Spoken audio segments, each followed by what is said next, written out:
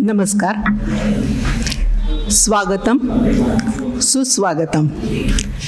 सांगली जिल्हा नगर वाचनालय सांगली यांच्यातर्फे आयोजित केलेल्या आजच्या या व्याख्यानाचं हे अखेरचं पुष्प आहे. स्टेजवरील सर्व मान्यवर उपस्थित श्रोतावर्ग आणि सर्वांचं पुन्हा एकदा मी मनापासून स्वागत करते. कार्यक्रमाची सुरुवात आपण सरस्वती पूजन आणि प्रतिमा पूजनानं करतोय. स्टेजवरील सर्व मान्यवरांना मी विनंती करते की त्यांनी सरस्वती पूजन आणि प्रतिमा पूजन करावं.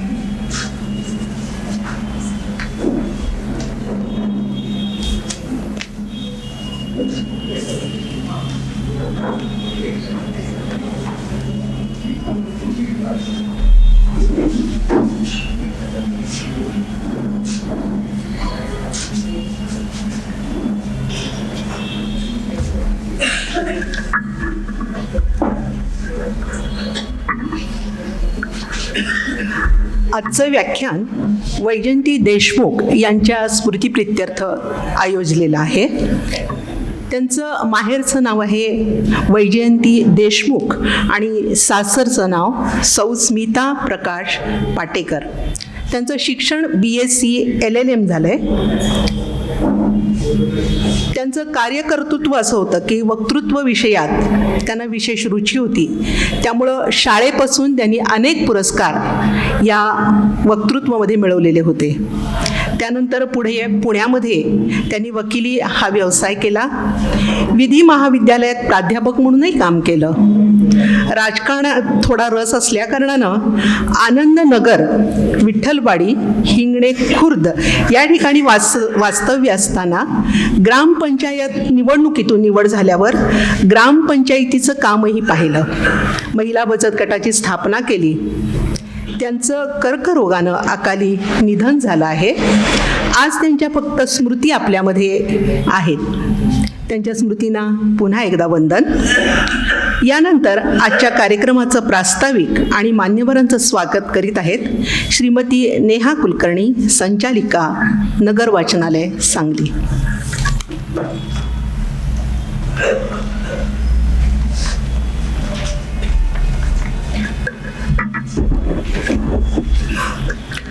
नमस्कार. सांगली जिल्हा नगर वाचनालयाच्या वतीने मी आजच्या कार्यक्रमाचे अध्यक्ष, सांगलीमधील प्रसिद्ध सराफ श्रीयुत जितेंद्र पेंडुरकर, आजचे व्याख्याते श्रीयुत गणेश कुलकर्णी, आपण सर्व वाचक श्रोते, प्रसारमाध्यमांचे प्रतिनिधी, आजच्या कार्यक्रमाचे प्रायोजक देशमुख कुटुंबीय या सर्वांचं मनापासून स्वागत करते. 155 वर्ष पूर्ण करून 156व्या वर्षात कार्यरत असलेल्या या ऐतिहासिक आणि सांस्कृतिक वास्तूमध्ये ज्ञानोपासनेची सेवा अखंड चालूच आहे, ती ग्रंथांच्या माध्यमातून. इतर अनेक बदलणाऱ्या गोष्टींचा प्रभाव वाचनालयांवर मोठ्या प्रमाणात झाला आहे, हे सत्य आपण नाकारू शकत नाही. म्हणूनच बदलत्या काळाला अनुसरून वाचनालय जास्तीत जास्त नवनवीन साधनं उपलब्ध करून देत असते. संगणक प्रणाली वापरणारं जिल्ह्यातलं पहिलं ग्रंथालय अशी या ग्रंथालयाची ओळख आहे. प्रत्येक वाचकाला पुस्तकांपर्यंत जाऊन स्वतः ती हाताळता यावीत, निवडता यावीत यासाठी ऑपरेशन ओपन ॲक्सेस असणाऱ्या महाराष्ट्रातील काही मोजक्या ग्रंथालयांपैकी आपलं ग्रंथालय आहे, हे मला अभिमानाने नमूद करावंसं वाटतं. कथा, कादंबरी, काव्य, नाट्य, इतिहास, भूगोल, विज्ञान, अध्यात्म या आणि अशा अनेक विषयांवरील विविध भाषांमधील मोठी ग्रंथसंपदा आपल्याकडे आहे. वाचक हा वाचनालयाचा केंद्रबिंदू मानून पुस्तक देवघेवींबरोबरच विविध सन्मान, हळदी कुंकू कार्यक्रम असे कार्यक्रम तर असतातच, पण कथाकथन स्पर्धा, पाठांतर, काव्यवाचन स्पर्धा, वक्तृत्व स्पर्धा, जास्तीत जास्त पुस्तकं वाचण्याची स्पर्धा अशा अनेक स्पर्धांचं आयोजनही आपण करतो. वाचनालयाच्या वैशिष्ट्यपूर्ण कार्यक्रमांपैकी एक म्हणजे व्याख्यानमाला. गेली 20 वर्ष सातत्याने ही व्याख्यानमाला चालू आहे. मधला करोनाचा 2 वर्षाचा कालावधी सोडला तर ही अखंड चालू आहे. 95व्या व्याख्यानाचा टप्पा आज आपण पार करणार आहोत. पुढील वर्षी 100वे व्याख्यान ऐकण्याचा योग वाचकांना आहे. विषयातील वैविध्यता आणि उत्तम वक्ते हे असल्यामुळेच ही व्याख्यानमाला ही अगदी पर्वणीच असते. यंदाच्या वर्षीही कन्नड साहित्याच्या अनुवादक, ज्येष्ठ लेखिका माननीय उमाताई कुलकर्णी यांच्याशी त्यांच्या लेखनाविषयी दिलखुलास गप्पा झाल्या. भारताचा एक भाग असणाऱ्या पूर्वांचलमधील आदिवासी समाजाच्या संस्कृतीविषयीचं अभ्यासपूर्ण व्याख्यान ॲडव्होकेट सीमंतिनी नुलकर यांचं झालं. देशप्रेम आणि भारतीय संरक्षण व्यवस्था हा प्रत्येकाच्या जिव्हाळ्याचा विषय. त्यात भारताने ऑपरेशन सिंदूरची कारवाई करून जागतिक पटलावर स्वतःचं स्थान निर्माण केलंय. यावेळची शस्त्रास्त्र, भारतात तयार होणारी स्वदेशी बनावटीची संहारक शस्त्रास्त्र याविषयीचं खिळवून ठेवणारं व्याख्यान झालं ते DRDOचे ज्येष्ठ शास्त्रज्ञ श्रीयुत काशीनाथ देवधर यांचं. पुराणातल्या काही कल्पना आणि त्यांची व्यवहाराशी जोड, पुराणांचं महत्त्व, त्यांचा अभ्यास, त्यांचं संशोधन यावर आपण अभ्यासू वक्ते श्रीयुत प्रणव गोखले यांचे विचारही ऐकलेत. आणि काल भौतिकशास्त्रातील एका कणाची निर्मिती, त्याच्यातील जाणीव, त्यांचं संशोधन आणि त्या विचारांचे आपल्या संत ज्ञानेश्वर माऊलींच्या साहित्यात सापडलेले दुवे यांचा संबंध विशद करणारे पुण्यातील प्रसिद्ध न्यूरोसर्जन डॉक्टर दीपक रानडे यांचं व्याख्यानही आपण ऐकलं. श्रोतेहो, मी या गेल्या 5 दिवसांचा आढावा एवढ्यासाठी घेतलाय की ही व्याख्यानमाला म्हणजे ज्ञानाचा उत्सव साजरा केल्यासारखंच वाटतंय. आपण सर्वजण पहिल्या दिवसापासून मोठ्या संख्येने इथे हजर आहात, ही बाब आम्हाला अत्यंत आनंद देणारी आणि आमचा उत्साह वाढवणारी आहे. वाचनालय हे पुस्तकातील विचारांबरोबरच सांस्कृतिक आणि वैचारिक देवाणघेवाणीचं केंद्र व्हावं असं मला नेहमी वाटतं. जेवढे वाचक सभासद जास्त होतील तेवढेच कार्यक्रम आणखी वैविध्यपूर्ण करता येतील. वाचनालयाचं भव्य सभागृह दुसऱ्या मजल्यावर आहेच, पण अनेक जणांना जिना चढणं अवघड जातं, म्हणून आपल्या सोयीसाठी आम्ही व्याख्यानं किंवा इतर कार्यक्रम इथे खालीच आयोजित करतो. बैठक व्यवस्थेची मर्यादा आणि अडचण लक्षात घेऊनही आपण करत असलेल्या सहकार्यासाठी आम्ही आपले अत्यंत ऋणी आहोत. आजचं हे व्याख्यान ही अनुभवांचं श्रवण करण्याची पर्वणीच आहे. तुमच्या इतकीच मीही हे ऐकण्यास उत्सुक आहे, पण आज यंदाच्या व्याख्यानमालेचा समारोपाचा दिवस असल्याने थोडक्यात सगळ्या गोष्टींचा आढावा घेतला इतकंच. पुन्हा एकदा आपल्या सर्वांचं मनापासून स्वागत करून मी थांबते.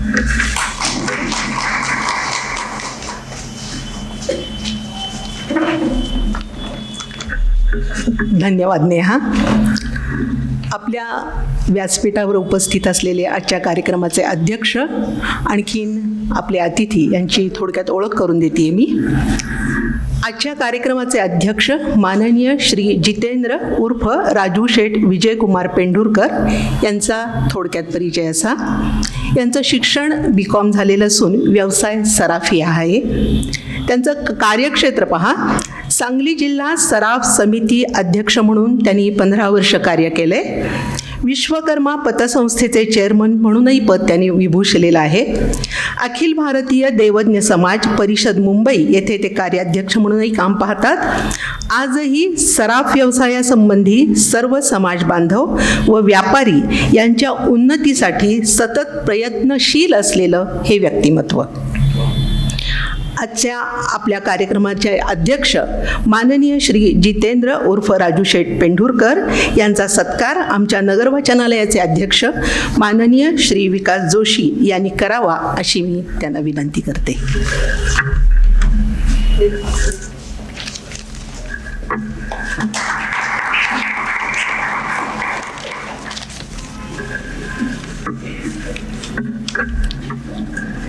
ज्यांच्या व्याख्यानासाठी आपण उत्सुक आहोत ते व्यक्तिमत्व, त्याची थोडीशी ओळख करून देते.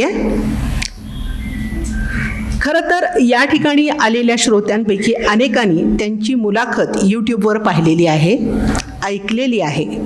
तरीही प्रत्यक्ष त्या व्यक्तीसमोर बोलताना पाहणं, त्यांच्या अनुभवाचं साक्षीदार होणं ही मजा काही वेगळी असते. आपल्या आजच्या वक्त्यांचं पूर्ण नाव माननीय श्री गणेश मनोहर कुलकर्णी. शिक्षणासाठी त्यांनी वनस्पतीशास्त्र हा विषय निवडला होता, पण कार्यक्षेत्र खूप भिन्न आहे. गेली 35 वर्ष पश्चिम रेल्वेत लोको पायलट म्हणून नोकरी त्यांनी केलेली आहे. गेल्या वर्षीपासून चीफ लोको इन्स्पेक्टर म्हणून ते कार्यरत आहेत. ज्या ठिकाणी काम करताना रोजचा सिलेबस नवीन असतो, प्रश्नपत्रिका नवीन असते, तो पेपर सोडवण्याची पद्धतही नवीन, आणि हे सर्व काम करताना डोकं शांत, मन प्रसन्न आणि पाय लटलट न करता पायलट म्हणून पाय घट्ट रोवून हे करणं सोपं नाही आहे.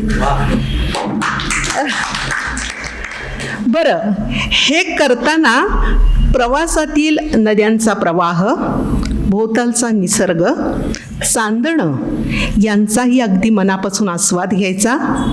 त्या रेल्वे केबिनमध्ये स्वतःमधील कवी, लेखक, संगीत जपायचं आणि त्याची परिणिती म्हणून गेली 10-12 वर्ष सातत्यानं संगीत, निसर्ग, पर्यावरण, रेल्वे या विषयावर अंतर्नाद, महानुभव, शब्दबल्हार, वसा, मुक्त संवाद अशा प्रस्थापित अंकांमध्ये सातत्यानं लिखाण करणं. आता त्यांचं स्वतःचं एक पुस्तक प्रकाशित झालेलं आहे, नाव ऋणानुबंध, जो आजच्या आपल्या व्याख्यानाचा पण विषय आहे. या पुस्तकास 3 पुरस्कार मिळाले असून या पुस्तकाच्या मुखपृष्ठास अखिल भारतीय प्रकाशक संघाचा उत्कृष्ट मुखपृष्ठ पुरस्कार जाहीर झाला होता, आणि यावर्षी राज्य सरकारचा पुरस्कार 27 फेब्रुवारीला गेटवे ऑफ इंडिया इथं त्यांना प्रदान करण्यात आला. त्यांचं पुढचं पुस्तक जे आता येऊ घातलेलं आहे ते सुद्धा पुन्हा या रेल्वेच्या रुळासंबंधीच आहे. विषय आहे गांधी आणि रेल्वे. प्रकाशनाच्या वाटेवर आहे. आजच्या आपल्या या अतिथींचा सत्कार आजच्या कार्यक्रमाचे अध्यक्ष माननीय श्री जितेंद्र उर्फ राजू शेठ विजयकुमार पेंढुरकर यांनी करावा अशी मी त्यांना विनंती करते. सत्काराचं स्वरूप आपलं बघूया. यामध्ये एक सुगंधाची कुपी जी आजच्या कार्यक्रमाच्या आठवणींची असेल, नगर वाचनालयातील एक पुस्तक आणि एक सन्मानपत्र आहे. या सन्मानपत्राची संकल्पना आमच्या संचालक मंडळातील एक शिलेदार सनीत कुलकर्णी यांची आहे. या पत्रामध्ये थोडं नगर वाचनालयाबद्दल पण आहे आणि आजच्या व्याख्यात्यांबद्दल कृतज्ञता व्यक्त केलेली आहे. आजचा या व्याख्यानाचा विषय ऋणानुबंध आहे, पण याच्या आधी याचे आपल्या कार्यक्रमाचे जे अध्यक्ष आहेत त्यांना थोडंसं आपल्याबरोबर बोलायचं आहे. तर आपण पहिल्यांदा आपल्या अध्यक्षांना, कार्यक्रमाच्या अध्यक्षांना पेंढुरकर सरांना विनंती करते की त्यांनी आपलं मनोगत व्यक्त करा.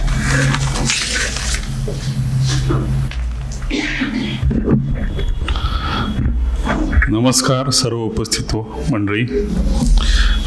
मला आज या सांगली जिल्हा नगर वाचनालयाच्या कार्यक्रमासाठी अध्यक्षपद दिलं त्याबद्दल मी आपणा सर्वांचा पहिले आभार मानतो.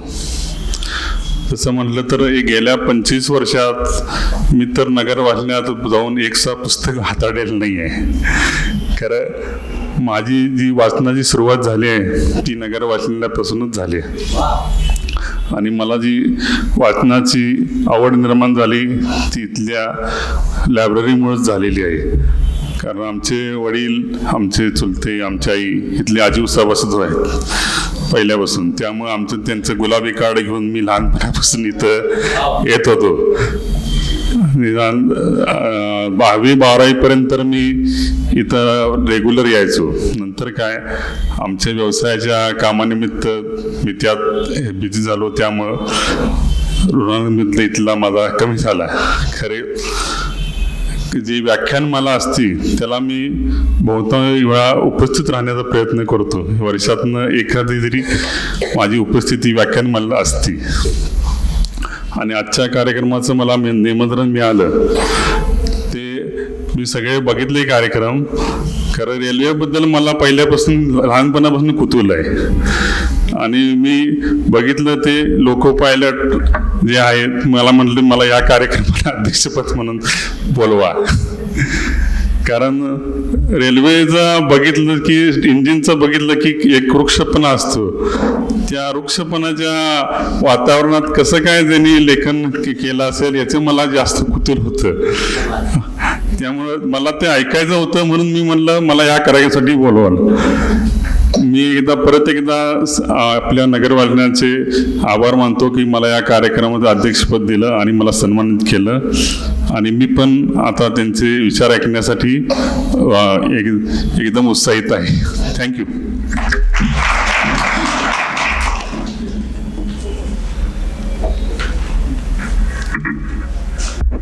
आत्ता तुम्ही नुसतं त्यांचं बोलणं ऐकलं असेल, त्याच्यावरून त्यांच्या पोटामध्ये असलेली उत्सुकता आपल्याला समजते. आपण पण सगळे उत्सुकच आहोत ते ऐकण्यासाठी. ऋणानुबंध या पुस्तकाच्या काही प्रती आपण बाहेर विक्रीसाठी ठेवलेल्या आहेत. समजा त्या कमी पडल्या तर ऑनलाईनसुद्धा उपलब्ध होण्याची सोय झालेली आहे. आजच्या व्याख्यात्यांना विनंती करते मी की त्यांनी आपले मनोगत आमच्यासमोर मांडावं. विषय ऋणानुबंध. आम्हाला ऋणानुबंध हा शब्द माहीत आहे, पण यांनी ऋणाशी कसे अनुबंध बांधले ते आपण ऐकूया.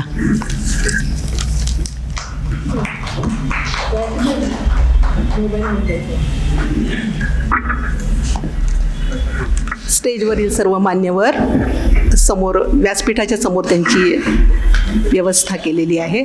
कृपया सगळ्यांचे मोबाईल तेवढे बंद होऊ देत, जेणेकरून बोलताना सरांना कुठेही मध्ये थांबायला नको.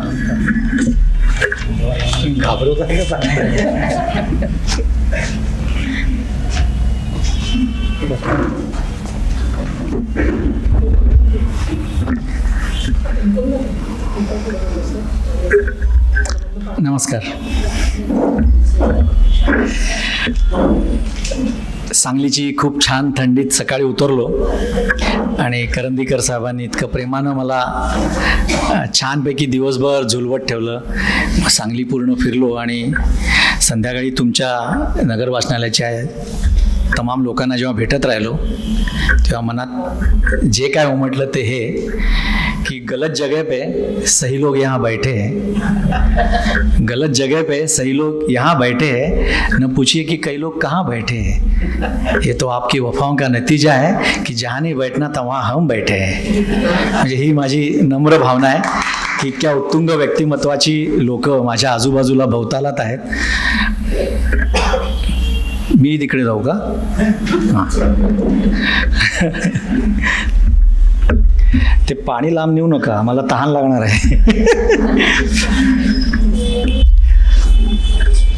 सकाळपासून अनेक कुलकर्णी मला इथे भेटत आहेत. इथे पण आता कुलकर्णी 2 कुलकर्णी मॅडमनी माझं कौतुक केलं, ओळख करून दिली. सकाळी मला फिरवणारे कुलकर्णी सर होते, व्यंकटेश कुलकर्णी पण आमचे मित्र आता इथे आलेले आहेत. म्हणजे की आयुर्विमा, पोलीस आणि कुलकर्णी यांना पर्याय नाही असं माझं मत आहे. मी ते दणकवून टाकलेलं आहे आता. तर तमाम कुलकर्ण्यांचे मी आभार मानतो. मला या इतक्या दिग्गज प्लॅटफॉर्मवर म्हणजे मला खरंच माझंच एक कौतुक वाटतंय मलाच की अरे मी ह्या ठिकाणी कसा काय, ज्या ठिकाणी उमाताई बोलून जात आहेत, ज्या ठिकाणी देवधर, नुलकर मॅडम अशी अनेक दिग्गज माणसं वेगवेगळे विषय मांडत आहेत आणि त्या ठिकाणी माझं म्हणजे मला हा एक आश्चर्याचा धक्का पण आहे की मला इतकं उत्सुकतेने ऐकणारा कोणी आहे की काय. माझ्याबद्दलच ती मला खात्री नसल्यामुळे असं सतत वाटत राहतं की मी एवढं काय बोलणार आहे किंवा मी काय सांगणार आहे, माझ्याकडे असं काय आहे. तर ते काय सांगणार आहे ते गुपित वगैरे काय नसतं, पण मी ते जगतो, तेच बोलण्याचा प्रयत्न करतो की लोकांना गाडी म्हटलं की एक वेगळी अशी ती असोशी असते. म्हणजे मला पुस्तक वाचता वाचता लोकांचे फोन येतात, अहो मी पुस्तक घेतलं आहे आणि मी ट्रेनमध्ये प्रवास करते आहे, खूप सॉलिड वाटतं आहे. तर मला ते कळत नाही की ते सॉलिड वाटणं तिच्यापुरतं असतं, ते मला कळत नाही की ते काय वाटतं, कारण ते माझ्या जगण्यातनं आलेलं एक असं व्यक्त झालेलं एक समाधानाचा भाग आहे. म्हणजे लोक स्ट्रेस बस्टर म्हणतात की एक तुम्हाला तणाव असला की त्यातनं बाहेर होण्यासाठी बऱ्याच गोष्टी लोक करतात. तर मला जे सापडलं ते वाचन होतं, लेखन होतं, गाणं होतं आणि त्यातनं मी स्वतःला एका वेगळ्या तऱ्हेनं म्हणजे एक बस तू ही नाही खफा हो बैठा मैंने जो संग तराशा हो खुदा हो बैठा, की स्वतःला तराशणं म्हणजे काय की मायकेल अँजेलोला जेव्हा विचारलं की तू ही मूर्ती कशी बनवलीस बाबा, तो तुम्ही बनवली कुठे, अनवॉन्टेड पार्ट काढला, जे होतंच त्यातलं नको ते काढलं, ती मूर्ती समोर आली. तर मी काय बनवत नाहीये, ते एक तराशणं जे आहे, सतत तराशणं हा कोरणं, स्वतःलाच कोरून काढणं जे असतं आणि ती कंटिन्यूस प्रोसेस आहे, एका दिवसातलं नाही आहे. लोकांना म्हणजे मी आत्ता पण म्हणत होतो यांना की एखादी बाई येते, मी अशी गाडी घेऊन कुठेतरी स्टेशनवर उभा असतो आणि एक बाई येते, तिच्या मुलाला घेऊन येते आणि म्हणते साहब आपके जैसा बनाने का इसको. मी राजधानीवर असतो तेव्हा ती 35 वर्ष ओलांडून आलेलो असतो तिथपर्यंत आणि त्या बाईला मुलाचं स्वप्न असतं की तिला त्या ड्रायव्हरच्या सीटवर बसायचं असतं. पण ते फार सोपं नाही आहे, त्या कष्टाच्या प्रोसेसमधली ती एक जागा आहे. मी ज्या जागेवर स्वतःला अचीव केलं आहे. आणि म्हणजे मी आज सकाळी पण म्हणत होतो की आमच्या कॅटेगरीमध्ये जेव्हा असिस्टंट ड्रायव्हरमध्ये जेव्हा भरती होते लोकांची, तर त्या भरती झाल्यानंतर त्याची एक स्वतःची परीक्षा, त्याची मेडिकल, त्याची सायको, अशा सगळ्या प्रोसेसमधून तो जेव्हा येतो तेव्हा तो कितीही शिकलेला असू दे, म्हणजे आजच्या तारखेला इतकी बेरोजगारी बाहेर आहे त्यामुळे अनेक उच्च शिक्षित माणसं ह्या जॉबमध्ये येतात. पण म्हणून तो उच्च शिक्षित आहेत म्हणून एखादा 12वी पास जो जुना ड्रायव्हर आहे त्याच्या डोक्यावर नाही बसत, तो तिकडेच असतो असिस्टंट ड्रायव्हर. कारण अनुभवाला महत्त्व आहे आमच्याकडे की असिस्टंट ड्रायव्हर टू ड्रायव्हर बनताना ती जी काय प्रोसेस आहे आमच्याकडे कुठेही ड्रायव्हिंगचे बाहेर जसे इथे ड्रायव्हर शिकत आहे 30 फुटाचे अंतर ठेवा, लाल एल लावलेला असं काही नसतं. आमचा ड्रायव्हर व्यवस्थितच शिकत राहतो आणि ती व्यवस्था आमची स्वतःची बनवलेली व्यवस्था आहे. तो जेव्हा असिस्टंट ड्रायव्हरमध्ये येतो तेव्हा तो त्याच्या सिनियर ड्रायव्हरबरोबर हळूहळू जेव्हा शिकत राहतो तेव्हा त्याच्या शिकण्यातनं त्याचे अनुभव तयार होतात आणि मग तो कुठल्या तरी क्षणी त्या गाडीवर जेव्हा बसतो तेव्हा तो पक्का ड्रायव्हर असतो की ड्रायव्हर नवीन आहे 30 फुटाचे अंतर वगैरे याचं काही नसतं. तो त्या जागेवर बसला की तो ड्रायव्हरच असतो आणि तो त्या सगळ्यांची जबाबदारी घेण्याला सक्षम आहे ह्याची खातरदारी रेल्वे करून घेते.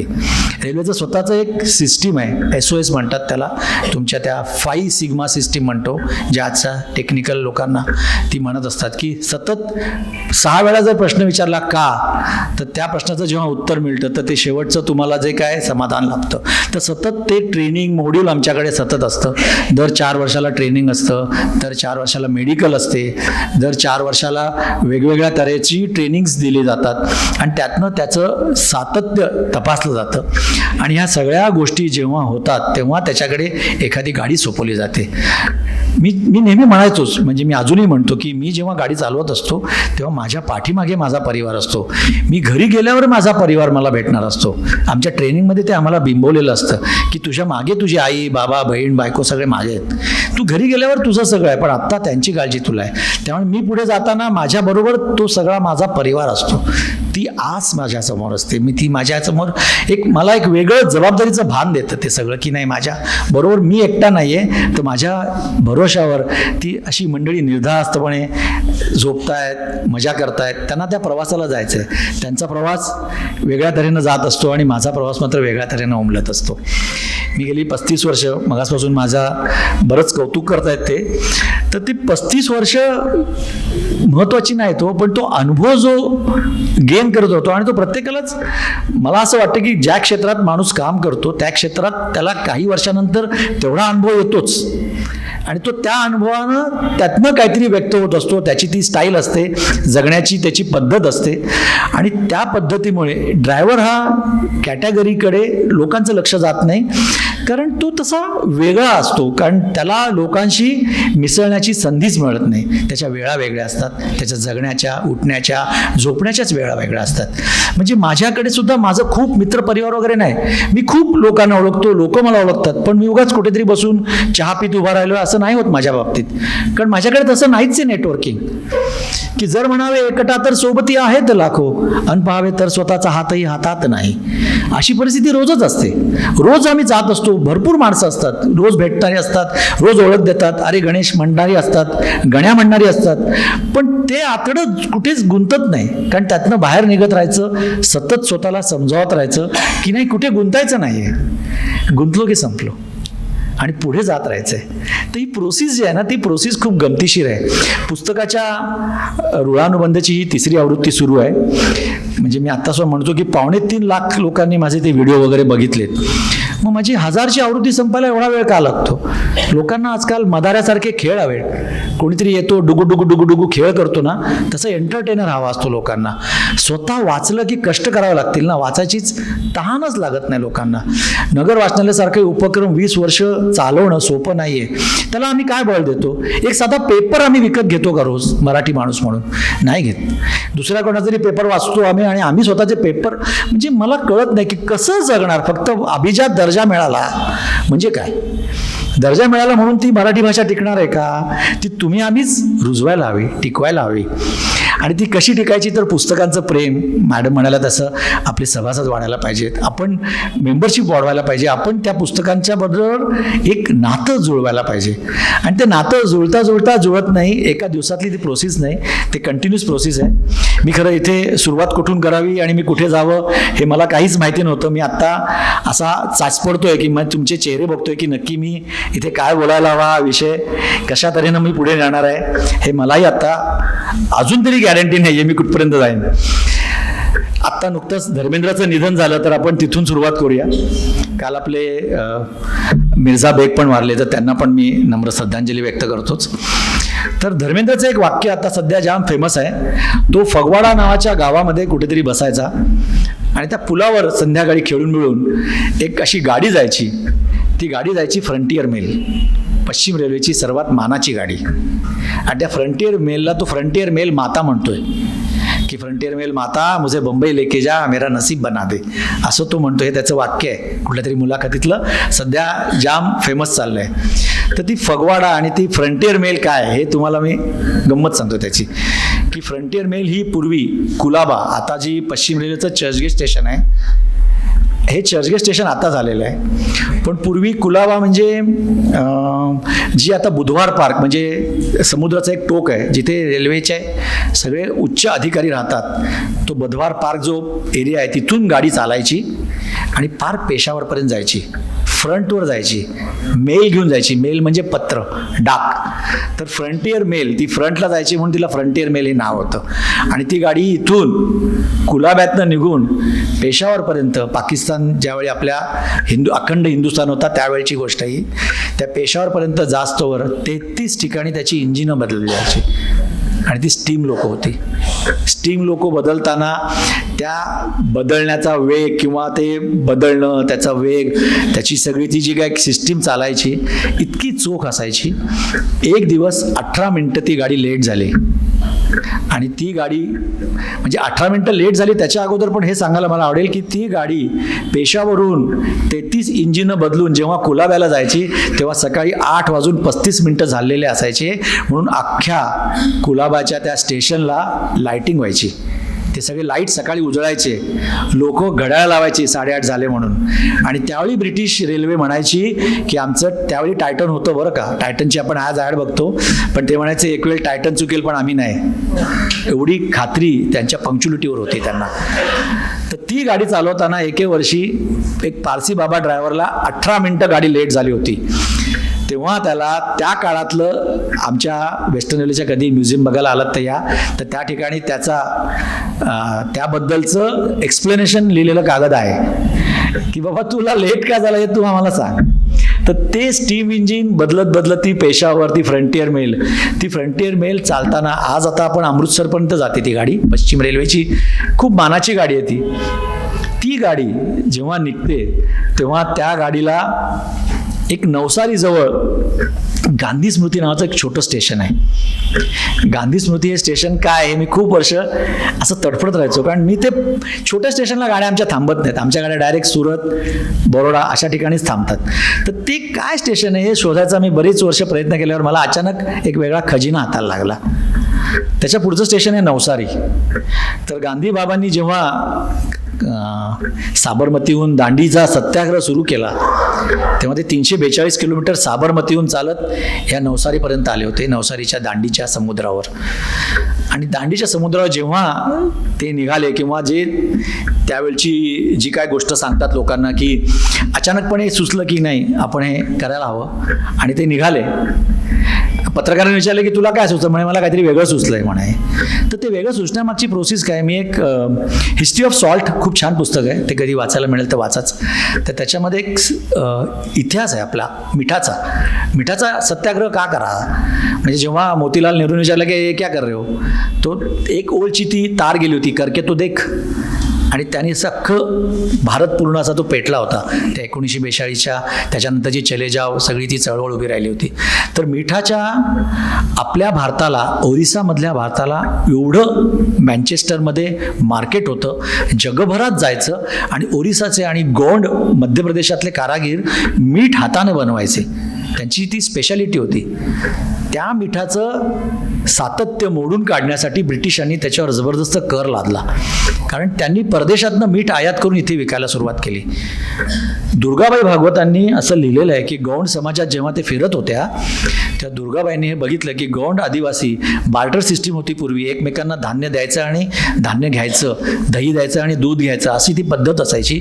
तर त्या समाजात जेव्हा ते फिरत होत्या तेव्हा ते जेवताना त्या गौंड आदिवासी लोकांना बघितलं त्यांनी की ते मधलं बोट असं मध्येच चाटायचे जेवता.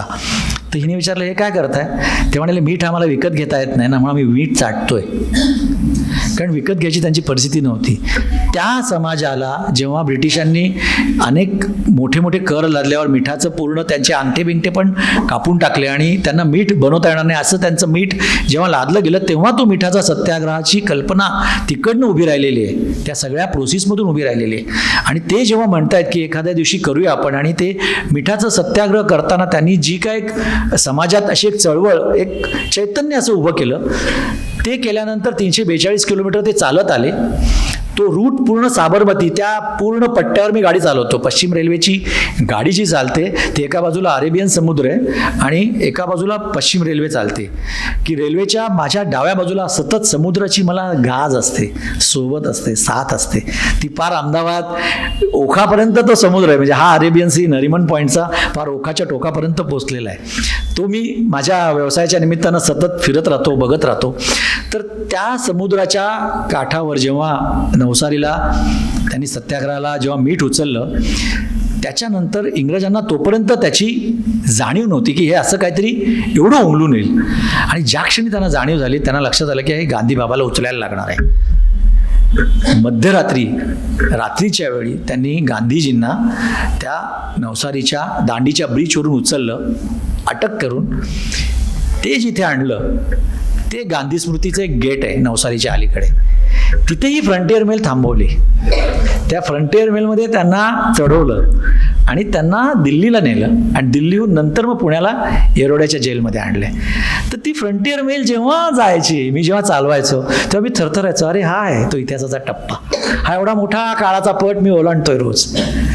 कधीतरी संधी मिळाली तर नक्की जा. दांडीचा समुद्र बघण्यासारखा आहे. दांडीच्या समुद्रावर हे जे बोहरी समाजाचे जे साधू असतात, म्हणजे संत त्यातले मोठे, जसे आपले धर्मगुरू असतात त्यांचे धर्मगुरू पण असतात, तर त्यांनी ती जागा नेहरू असताना ती जागा पूर्ण ह्याला दिली आहे संग्रहालय करण्यासाठी. त्यांचं ते वास्तव्य जिथे गांधींचं होतं त्या ठिकाणी सुहास बौळकर, सदाशिवराव साठे हे सगळे शिल्पकारांची नावं आहेत. असे चमकून बघू नका, मोठे शिल्पकार आहेत भारतातले. तर ह्यांनी तिथे खूप मोठं म्युरल बनवलेलं आहे गांधीजींचं. 72 माणसं जी त्यांच्याबरोबर होती त्या 72 माणसांचे चेहरे आणि ती सगळी माणसं अशी उभी असलेली तिथे त्यांनी उभी केलेली आहे. तो सगळा सीन रिक्रिएट केलेला आहे. गांधींचा पुतळा जेव्हा सदाशिवराव साठेंना कस्तुरबा फाउंडेशनने सांगितलं की आम्हाला इथे गांधींचा पुतळा उभा करायचा आहे, तेव्हा त्यांना जेव्हा सांगितलं तेव्हा त्यांनी जो पुतळा उभा करताना अभ्यास केला. जगभरातल्या गांधींचे पुतळे अर्धोन्मिलित आहेत, खांदे झुकलेले आहेत. हा गांधींचा पुतळा समुद्राकडे तुम्ही जाताना तो तुमच्याकडे बघणार आहे आणि खांदे उंचावलेले आहेत. कारण एक वेगळा कॉन्फिडन्स त्या शिल्पकाराला अभिप्रेत होता, तो त्या पुतळ्यामध्ये त्यांनी अधोरेखित केलेला आहे. तर कधी संधी मिळेल तर नक्की त्या दांडीच्या समुद्रावर जा, तो आनंद घ्या. खूप छान असं तो सगळा परिसर आहे. तरी फ्रंटियर मेल, तो गोल्डन टेम्पल, आता त्याला गोल्डन टेम्पल आपण म्हणतो, आता फ्रंट नाही राहिली, आपण गोल्डन टेम्पल मेल म्हणतो.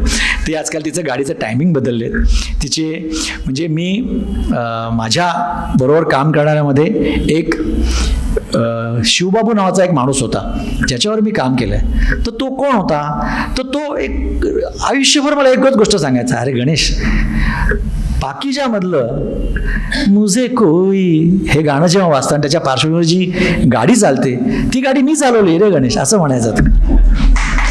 त्याच्या त्या नॉस्टॅल्जियामध्ये मी रमून जायचो. अरे म्हणजे त्या नौशादने जेव्हा गुलाम मोहम्मद वारला त्यावेळी त्यांनी सगळं ते म्युझिक तयार केलं, म्युझिक पूर्ण केलं, कंपोज केलं. आणि त्याला म्हणजे माझी बायको आजही ते पाकी झालं, गण्या ये रे बाबा, म्हणजे तुला 2 पोळ्या जातील, जरा शिट्टी बिट्टी ऐक जरा, असं म्हणते अजूनही ती. तर ती जे बघणं आहे, त्यांच्या डोळ्यातली जी नशा आहे, त्या जुन्या माणसांच्या काम करण्यातली नशा आहे. म्हणजे मी आत्ता एक फीचर केलं होतं एका बरोड्याच्या ड्रायव्हर, माझा मित्रच होता तो खलासी म्हणून भरती झाला, मग त्यांनी स्टीम लोकोवर काम केलं, मग माझ्यासारखाच तो CLI झाला आणि रिटायर झाला. 3 पिढ्या त्याच्या ड्रायव्हरमध्ये होत्या, त्याचे आजोबा, त्याचे बाबा.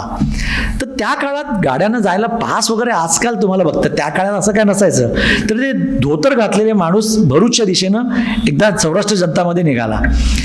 तर त्याच्या आता तुम्ही कोणी गेला असाल, सध्या सरदार वल्लभभाई पटेलांचं जे मोठं एकता नगरचं जे स्टॅच्यू उभे आहे, तर तो प्रतापनगर जो आहे ना, तो प्रतापनगरच्या पट्ट्यामध्ये विश्वामित्रीपासून पुढे गेलात तर दभोई नावाचं एक स्टेशन येतं. दभोईला हे मायग्रेटेड पक्षी खूप येतात, खूप चांगला लेक आहे आणि तो सयाजीराव गायकवाडांनी त्यावेळी तयार केलेला लेक आहे. त्या लेकवर मी स्वतः बऱ्याचदा पक्षी बघायला जातो, जेव्हा संधी असेल तेव्हा, बरोड्यात आम्हाला जेव्हा वेटिंग असतं तेव्हा. त्या दभोईमध्ये, ह्या दभोईला स्वतःचा गायकवाडांचं स्वतःची लोकोशेड होती. पूर्वी सगळी संस्थानं होती, स्वतःच्या रेल्वे होत्या सगळ्यांच्या. तर त्या गायकवाडांची स्वतःची ती संस्थानिक रेल्वे होती. 5-5 इंजिनं स्टीमची त्या काळात ॲट अ टाईम 5 दिशांना जायची, अशा त्या गाड्यांचा त्या काळातला पण ऑरा होता. तर तिकडे त्या प्रतापनगरमध्ये एका दाराशाह नावाच्या माणसाचं प्रमोशन बरोड्याला झालं आणि ह्या मनुभाई नावाचा माझा जो मित्र होता त्याचं प्रमोशन प्रतापनगरला झालं. तर दाराशाह त्याला म्हणाला, अरे माझी मुलं लहान आहेत तर मला प्रतापनगरमध्ये राहू दे आणि तू बरोड्यात राहा, तू बरोड्यातला आहेस. त्यांनी एक दोघांना एक्सचेंज केलं प्रमोशन आणि दोघांनी कॅरी केलं. खूप वर्षानंतर जेव्हा हे मनुभाईचे आजोबा त्यांच्या मुलाला भेटायला भरूचला जात होते तर गाडीत एका TCने विचारलं, तुमचा पास कुठे आहे? तोला, अरे मी तो ड्रायव्हर आहे. बोला, ड्रायव्हर तो दिखताही नाही ना तुम, कारण तो धोती काठियावाडी धोतर वगैरे नेसलेला माणूस ड्रायव्हर वाटतच नाही म्हणाला. तो म्हणतो, तुम कब था? तो बोला, मैं प्रतापनगर में था, वो एक दाराशाह आदमी था, उसने मेरे को बोला कि तुम उधर प्रमोशन लो. प्रत्येक TCला पण माणसं अशी ओळखीची असतात ना, दिसत असतात, माहिती असतात. तो मैंने तो कभी देखा नहीं आपको. बोला, नहीं ऐसा उसने बोला था, इसलिए मैं बड़ौदा में प्रमोशन कैरी किया और उसका प्रमोशन मैंने इधर दिया. त्यांनी त्या काकांना म्हणजे त्या म्हाताऱ्या काकांना घेतलं, पेंट्रीत नेलं, खायला घातलं, फर्स्ट AC मध्ये जाऊन बसवलं, नमस्कार केला, म्हणाला मैं दाराशा का लडका हूं. ही रेल्वेतली जी एक माणुसकी आहे, प्रेमळपणा आहे ना, तो रेल्वेतच सापडतो. म्हणजे नंदन नीलकेणींनी जेव्हा आधारचं अध्यक्षपद स्वीकारलं तेव्हा म्हणाला, pick up the persons from railways, they are very royal. कारण त्यांची निष्ठेवर शंका घेऊ शकत नाही तुम्ही. एक माझं कुठेतरी ताकरखेडा नावाचं छोटंसं स्टेशन आहे, त्या स्टेशनवर स्टेशन मास्टर, तिथला पॉईंट्समन दिवसभर काम करत असतो, त्यावर कोणी काही मॉनिटरिंग करत नसतं 24 तास. त्याचं काम त्याला निष्ठा शिकवतं, त्या कामातनं आलेली जी निष्ठा आहे. आणि तो मी एकटा म्हणजे लोकांना वाटतं की ड्रायव्हर, पण ड्रायव्हरच्या मागे 50 माणसं काम करतात, तेव्हा एक गाडी चालते. एक गाडी चालताना त्या गाडीच्या समोर चालणारी अनेक माणसं असतात, जे एक शिट्टी मारतात आम्हाला रात्रीच्या अंधारात, ऑल इज वेल म्हणतात. त्या ऑल इज वेलवर गाडी चालते, त्याच्या भरोश्यावर तुम्ही झोपता. तो माणूस असतो ना, तो माणूस रात्रभर त्या ट्रॅकवर चालत असतो. आमच्याकडे बरीच आधुनिकता आली, बऱ्याच ठिकाणी सिग्नलमध्ये आले, कॉम्प्युटरमध्ये आले, आम्ही आमच्या ऑन ड्युटी ऑफ ड्युटी अगदी आधुनिकपणे करतो आम्ही. पण तरी आम्हाला ट्रॅक चेक करण्याचं जे काय एवढं नेटवर्किंग आहे, त्यासाठी आम्हाला माणूसच वापरावा लागतो. गाडी चालवायला आम्हाला माणूसच वापरायला लागतो. ही 2 डिपार्टमेंट आहेत ज्या ठिकाणी आम्ही ह्युमन इंटरफेस अजूनही वापरतो. त्यामुळे आम्हाला त्याची माणुसकीची जाणीव सतत ठेवायला लागते. आम्ही त्या डिपार्टमेंटमध्ये माणूस आहे ह्याचं सतत भान ठेवावं लागतं. आणि आम्ही थुंकतो, आम्ही कचरा टाकतो, किती घाण करतो. 8 दिवसात ट्रॅक बदललेले असतात, नवीन स्लीपर टाकलेला असतो आणि तो लाल रंगाचा होतो. कशामुळे? थुंकण्यामुळे. कारण आम्हाला थुंकण्याचा आनंद असतो. परवा मी माझ्या मोटरमनच्या केबमध्ये बसलेलो होतो, एक समोरून मुलगा थुंकला. मी त्याला म्हणालो, अरे थोबाडात मलासारखं वाटतंय रे, असा थुंकतोयस तो. तर तो असं ते गुटक्याचं असतं ना, ते असं असं करत आला. क्या बोला म्हटलं, अरे थोबाडात मलासारखं वाटतंय, घ्या ना मारून, घ्या ना. ही उत्तरं देण्याची पद्धत आहे आजकाल. आम्हाला आमचं चूक काय हेच पटत नाही हो. नंतर आम्ही त्याबद्दल काहीतरी म्हणजे एका प्लॅटफॉर्मला गेलं तर पुढे काहीतरी चर्चा होऊ शकते ना. म्हणजे मी सतत माझ्या व्याख्यानातनं ह्या गोष्टी सांगायचा प्रयत्न करतो की मी 4 गोष्टी आठवणीने टाळतो. मी ट्रॅकवर आलं की मी करत नाही. एकतर मी कानाला मोबाईल लावून चालत नाही, मी डाव्या बाजूने चालतो. मी कधी आता केस नाही आहेत, पण ज्यावेळी होते त्यावेळी पण मी कंगवा कधी रस्त्यात फिरवत नाही आणि कुठेही मी थुंकत नाही हो. ह्या स्वतःच्या शिस्तीच्या गोष्टी आम्ही स्टेशनवर येऊन का विसरतो? 10 माणसं उतरले की 9 माणसं थुंकण्याची जागा शोधतात हो. का? पण ते मला कळतच नाही लोकांचा काय. म्हणजे बाहेर जाऊन तेवढं स्वच्छ राहाल तुम्ही, इकडे नाही राहणार. आणि कोणीतरी माझी काळजी घ्यावी ही जी काय संकल्पना आहे ना डोक्यात लोकांच्या, ती भयानक आहे. की मी गेल्यावर त्या गाडीला कुलूप लागणार नसतो, तुम्ही उतरता पण दुसरा माणूस त्या स्टेशनवर पुढे येऊन बसणार असतो ना. तुम्ही किती घाण करून जाता, किती घाण टाकता, म्हणजे तुम्हाला त्याचं जाणीवच नसते की आम्ही किती घाण करतो. मी म्हणत नाही की तुम्ही योग्य ठिकाणी तुम्ही त्या डिस्पोज करू शकणार नाही, पण त्याच्या पण व्यवस्था आहेत ना. तिथे डबे आहेत, कचऱ्याचे डबे आहेत, तुम्ही योग्य ठिकाणी जाऊ देत की तो कचरा तुम्ही नाही करत. अहो तुम्ही ते टाकता ना, तुम्हाला कळत नाही तुम्ही काय काय टाकता. ते टाकल्यामुळे ना मोर येतात, माकड येतात आणि ते मरतात ट्रॅकवर आमच्या. सर्वात कोंबडी जलद असते, ती फास्ट असते, ती कधी मरत नाही. बकरं मरत नाही, पण माकड, गाय, म्हशी या सतत मरत राहतात. आणि हे मरतात तेव्हा फार त्रासदायक असतं आम्हाला आणि तुम्हालाही. 7-7 म्हशी उडवल्या येतो आम्ही, अख्खं ते मांस बीस सगळं गोठून राहतं आणि जात नाही ते. जब प्राण तन से निकले म्हणतो ना अनुप जलोटा, तेव्हा ते 10 दशमद्वार इकडून प्राण जायला पाहिजे आपला. आपण त्यासाठी साधना करतो, कुंडलीने जागृत करतो की इथून गेलेला प्राण चांगला असतो, पण प्राण्यांचा प्राण कोठ्यात असतो, तो कोठा फुटतो. असं सगळं शेण बिण पण सगळं बाहेर येतो आमच्या समोर. आणि ते आम्ही डक होतो म्हणजे त्याच्यातनं काय उपाय नसतोच, पण ते सगळं असं काचेवर येतं सगळं. आणि ते साफ करणं कित्येक दिवस मग त्या पूर्ण पुढच्या प्रवासामध्ये तो वास, ते घाण, ते सगळं घेऊन जायचं असतं. माणसं मरणं एक वेळ क्षम्य नाहीच आहे. आम्ही प्राण्यांची पण काळजी करतो, प्राणी पण मरायला नाही पाहिजे, पण आमच्या चुकीमुळे मरतात. आम्ही काय काय टाकत राहतो. नाही टाकायचं, एक पण करूया ना आपण, नाही टाकायचं आम्हाला कचरा बाहेर. आणि आम्ही ते नाही शिकत. आज मी किती बोललो तरी उद्या कोणतरी ते तसंच करणार आहे, मला माहीत नाही. आणि मी काही इथे शिकवायला आलो नाही, माझा अनुभव सांगतोय मी की माझ्या समोर मोर मरणं सोपं नाही हो. मोराला कधी थुई पिसारा फुलवताना नाचला ना, तुम्ही बघितलं नसेल, कसला मोर नाचतो, किती छान दिसतो. आम्हाला काही सेकंद दिसतो असा आणि पुढच्या क्षणी तो ट्रॅकवर येऊन मरतो. आणि मरतो तेव्हा आम्हाला ते जाऊन माणसापेक्षाही त्याची काळजी जास्त घ्यावी लागते. राष्ट्रीय पक्षी आहे, तो हँडओव्हर करायला लागतो आम्हाला. स्टेशन मास्टरकडे नोंद होते, वनविभाग येऊन त्याची ती नोंद घेऊन त्याला प्रॉपर सन्मानानं बकायदा त्याचं दहन वगैरे म्हणजे त्याचं हे होतं, पुरलं जातं त्याला. मोर एवढा त्याच्यासाठी आम्ही खूप काळजी घेतो, तशी माणसांची पण काळजी घेतो. माणसं उडतात म्हणजे आजकाल तर हा जो एक भाग आहे ना, नवीन इयरफोन असे आहेत ना ते तुमचे बाहेरचे आवाज कट करतात. तुम्हाला बाहेर काय चालू आहे माहीतच नाही, तुम्ही चाललाय. आणि आम्ही आमच्याकडे हॉर्न वाजवण्याशिवाय दुसरं काही नाही आहे साधन. आम्ही कोणाचा जीव कसा वाचवणार, फक्त हॉर्न वाजवू शकतो.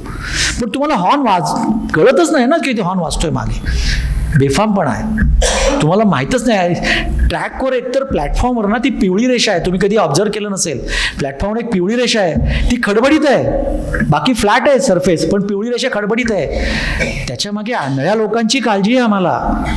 आंधळ्या लोकांना कळावं की रेल्वेच्या ह्या डब्यात शिरायची जागा इकडनं आहे, त्यासाठी ते आहे. आम्ही तिकडेच उभे राहून मोबाईलवर असे, हे नेटवर्क येत नाही. हे डोक्यात काय गैरसमज आहे, लोकांना असं वाटतं की ट्रॅकवर झोपलो की नेटवर्क येईल. हा गैरसमज आहे. नेटवर्क तिकडे पण तेवढंच येणार, इकडे पण एवढंच येणार आहे. तिथे झोकल्यामुळे काय नेटवर्क येत नाही. आणि परत ते मागे वाकून, मला कळतच नाही, लोक असे मागे वाकून बघत राहतात.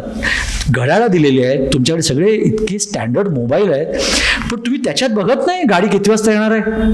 तुम्ही ते ट्रॅकवर डोकावून काय बघताय, गाडी येणार आहे ती. आणि गाडी तुम्हाला काय माहिती कुठून येणार आहे गाडी, डायरेक्शन्स तुम्हाला माहिती नाही. आम्हालाच आम्ही गोंधळतो. जी ही रेल्वे जीवनदायिनी आहे ती आमची मृत्यूदायिनी पण आहे. आमचे अनेक ड्रायव्हर्स मेलेत ट्रॅकवरतीच, जाता येता रात्री आपल्याला तरी मरतात. आम्ही कोणाला दोष द्यायचा. ते भान विस्कटलं, एकदा एका क्षणी भान गेले की संपलं, आणि तिथून तुम्हाला परत येता येत नाही. भान ठेवायला पाहिजे, तुम्ही सतत जागा राहायला पाहिजे, तुम्ही स्वतःला अवेअर ठेवायला पाहिजे. कोणीतरी माझी काळजी घेईल हा विचारच करायला नाही पाहिजे. म्हणजे मी प्रगती एक्सप्रेस समोर दादर स्टेशनवर उभा आहे आणि प्रगती एक्सप्रेसमध्ये एक म्हातारी बाई बिचारी चढते, तर तिचं सामान बघून माझ्यासारखा एक माणूस म्हणाला, आजी चढावरती, मी तुम्हाला बॅग देतो. आजी बिचारी चढली, हा बॅग घेऊन वरती. आजी काय करणार, कोणावर भरोसा ठेवायचा. पण रेल्वे हा विचार करत नाही कोणाच्या कपाळावर हा चोर आहे का माणूस आहे, सगळ्यांना तिकीट देतो आम्ही. मग आपणच काळजी घ्यायला पाहिजे, आपणच अवेअर पाहिजे, आपण सावध पाहिजे. आपण प्रवासात अविश्वास नको टाकायला, पण निदान आपण आपल्या गोष्टी निदान सांभाळायला पाहिजे. कसंही उभे राहतो आम्ही, कुठेही उभे राहतो, कसंही पसरतो, कुठेही गप्पा मारत उभे राहतो, नाही करायला पाहिजे. खूप घाईच्या वेळी असतात आमच्या. म्हणजे तुम्हाला मुंबईच्या सबर्बनचं सांगतो, ज्यांना खूप इथल्या मुंबईबद्दल कौतुक आहे. मुंबईत रोजच्या 1300 लोकल चालतात एका बाजूला, म्हणजे पश्चिम आणि मध्य. पश्चिमला 1300 आणि मध्यला 1300, 2600 लोकल चालतात. 72 लाख प्रवासी एका दिवसात प्रवास करत असतात. त्या लोकलवर एवढा अटॅक आहे. त्या 72 लाख प्रवाशांना नेणारी गाडी दर 3 मिनिटाला एक लोकल असते. 3 मिनिटं म्हणजे काय, काहीच नाही ना. पण लोक जीवांच्या आकाताने त्याच गाडीत जायचं असतं. मी सुद्धा म्हणतो अरे ही गाडी शेवटची नाही, याच्यानंतर अनेक गाड्या आहेत, पण लोकांना तीच गाडी पकडायची असते. आणि त्या गाडीचं नेटवर्किंग एवढं टाईट आहे की आम्हाला मोटरमन अंधेरी किंवा मी वेस्टर्नची स्टेशन्स, कारण वेस्टर्नला मी खूप काम करतो म्हणून वेस्टर्नची स्टेशन्स घेतोय मी. तर कुठल्या तरी स्टेशनवर जेव्हा मोटरमन गाडी बदलतो, म्हणजे गाडीला एस्केलेटर नसतं की गाडी अशी स्वतः बदलत नाही डायरेक्शन, गाडीला दिशा बदलायला मोटरमन दिशा बदलतो.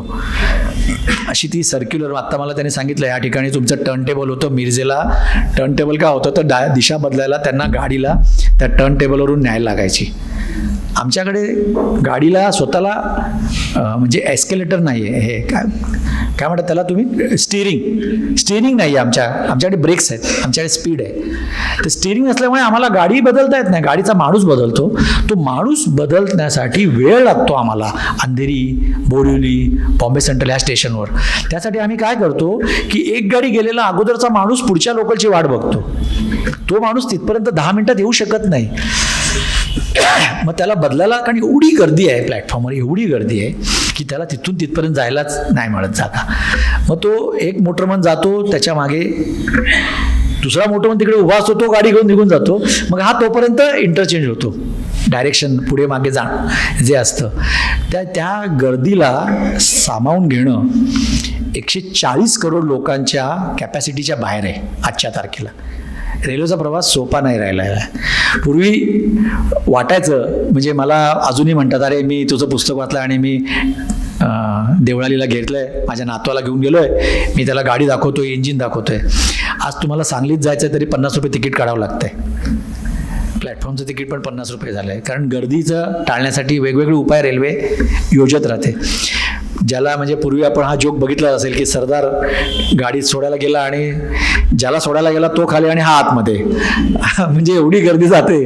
तर हे आपल्याला माहिती असतं, नको ती माणसं उगाच. मी त्या ह्याच्यात पण सांगितलं होतं किस्सा त्या ह्याच्यात की गार्डला बाई धावत राहते आणि बोलते, अरे हा विचारतो, अगं तू कशाला धावते, तुझा जीव धोक्यात घालते. बोले नाही, मुलगी चालली ना, तिला किस करायचं राहिलंय. तो म्हणतो राहू दे, मी करतो, तू धावू नको म्हणतो. तुझा जीव धोक्यात घालू नको. तर सगळं अवेअरनेस आणि गाडीचं नेटवर्किंग भन्नाट आहे. तर मी ऋणानुबंध हे पुस्तक लिहिताना माझ्या गाड्या चालवण्याचे अनुभव की मी 16 नद्या ओलांडतो. पार वैतरणापासून सुरू होते नदी माझी आणि पार नर्मदेला मी येऊन असा थरथरतो की नर्मदा, मला सर्वात मोठी नदी माझी नर्मदा आहे. एक कावेरी नावाची नदी आहे, माझ्या आजीचं नाव कावेरी, मला आजीचं नाव आठवतं, कारण कावेरी माझी ती अशी जुनी ती अम्म झालेली आजी. मी विजापूरचा माझा जन्म, आई विजापूरचे आणि बाबा सोलापूरचे माझं, असं ते सगळं होतं वातावरण. तर ते मला हे सगळं जाणवताना मला काहीतरी आठवत राहतं. म्हणजे मला मगाशी म्हणाले की बॉटनीचा माझा अभ्यासाचा उपयोग, तुम्ही शिक्षणाचा तुम्हाला का उपयोग होतो, तर तुमची समज वाढते. ती समज तुम्ही कशी वाढवता हे तुमच्या शिक्षणावर डिपेंड आहे. म्हणजे शिक्षणानं तुमची द्वारं उघडतात की तुम्हाला काहीतरी समजत राहतं आतमधलं.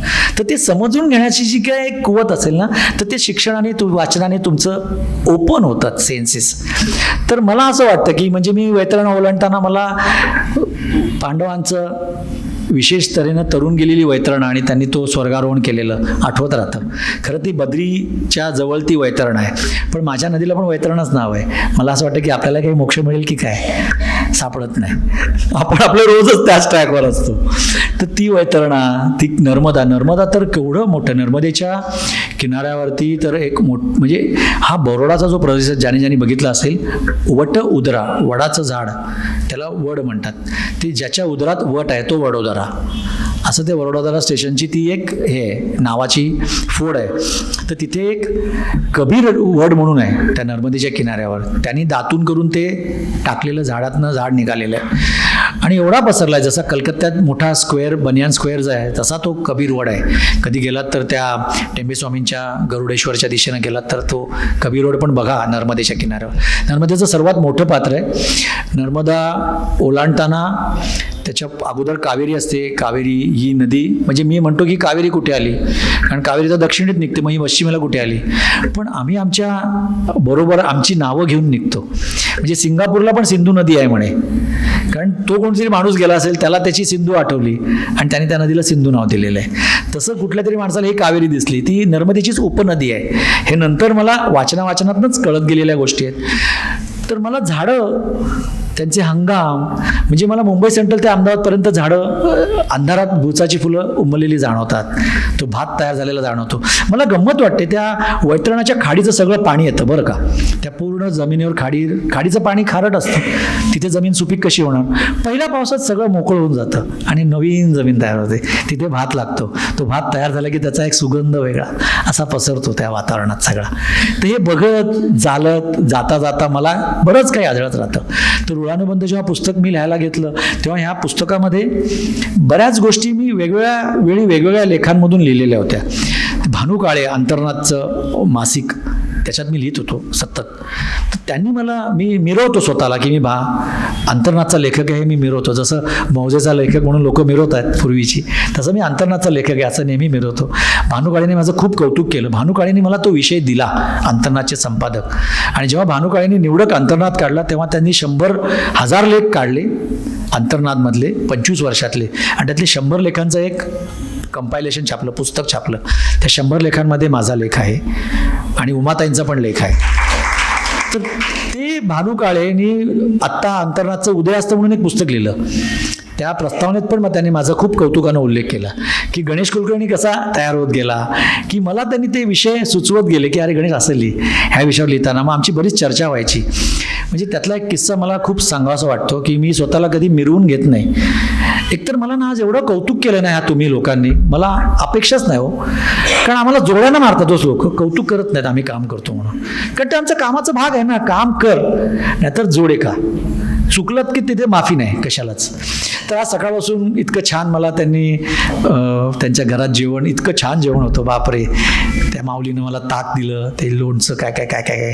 त्या ताकावरून मी सकाळी वाडीमध्ये गेलो ना, तो पोरा हमो मराठेंचा तो किस्सा मला सांगण्याशिवाय राहत नाही की हमो मराठेंच्या मुंजी वाडीत झाल्या होत्या आणि त्यावेळी ते खूप संपन्न होते. आणि नंतर त्यांची जेव्हा कोकणामध्ये कोर्ट कज्ज्यामध्ये जमीन वगैरे गेली आणि ते दारिद्र्यात गेले संपूर्ण, त्यांची बायको वारली, तेव्हा हमो मराठेंच्या बाबांनी ह्यांना मुलांना घेऊन वाडीत आले आणि भिक्षा मागायला लावली मुंजाप करून. आणि त्यांनी कुठल्या तरी त्याच गुरुजींकडे ज्यांनी मुंजी केल्या होत्या, सोनं उधळलं होतं, त्याच गुरुजींकडे एका गोठ्यात त्यांना राहायला जागा दिली आणि बोले तू कर आता. आणि भिक्षा मागत राहिले त्या वाडीमध्ये. म्हणजे मला वाडी ही अशी आठवत राहिली आज सकाळी हो. आणि मग ते म्हणत होते की मला बाबा म्हणाले एक दिवस हमोंनी पोहरामध्ये लिहिलं आहे, बोले अरे बाळा ताक मिळेल तर बघ रे. आणि मग हे ताक आणायचं कसं ना, कारण भांडी काहीच नाही. कोणीतरी बाईने बरणी दिली होती, ती बरणी स्वच्छ करून गेला आणि मग बाईंना म्हणाला अहो ताक मला उद्या मिळेल का. काय रे मेल्या, एवढा माझ ताक पाहिजे. तो म्हणाला हो द्याल ना. बोले ठीक आहे 2 नंतर ये.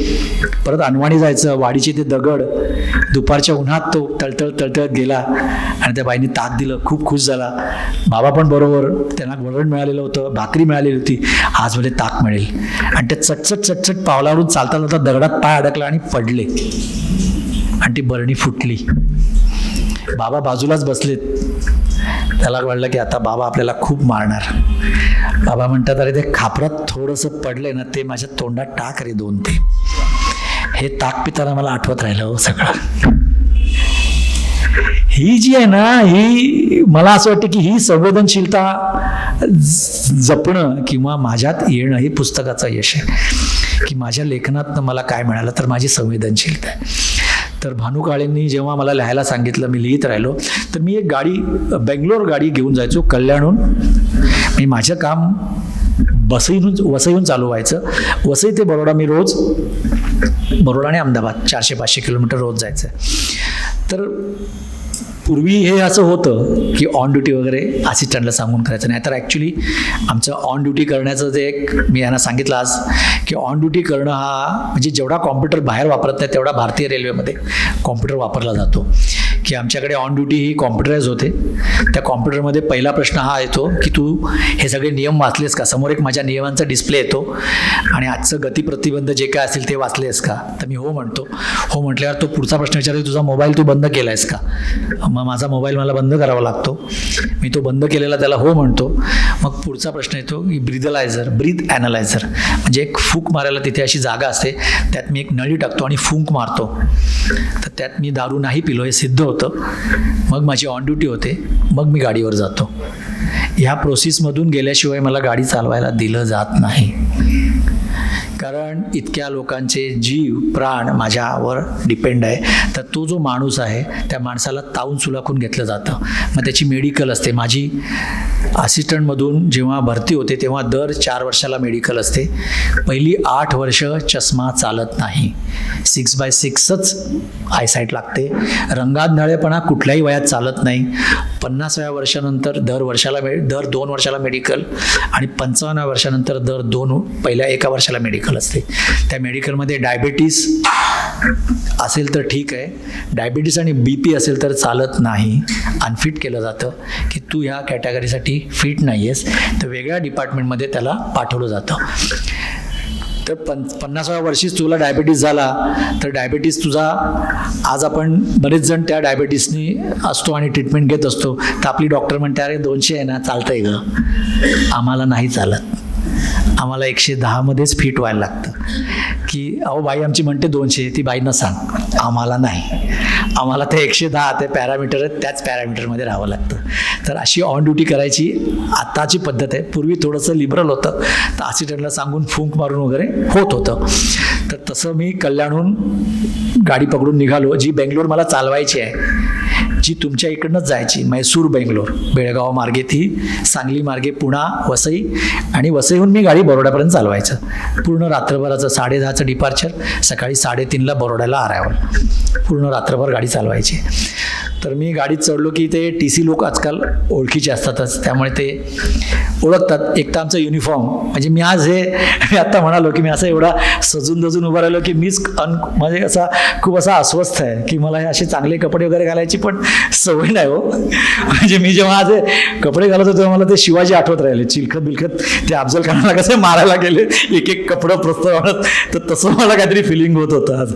माझ्या बायकोने आता मी जरा प्रमोशन झाल्यावरती माझा वॉर्डरोब बदलला, बोला अरे निळ्यापेक्षाही वेगळे रंग आहेत बरं का जगात, असं मला तिने समजावून दिलंय. त्यामुळे हे काही रंग त्या माझ्या सखीमुळे मी अशा अंगावर मिरवतोय.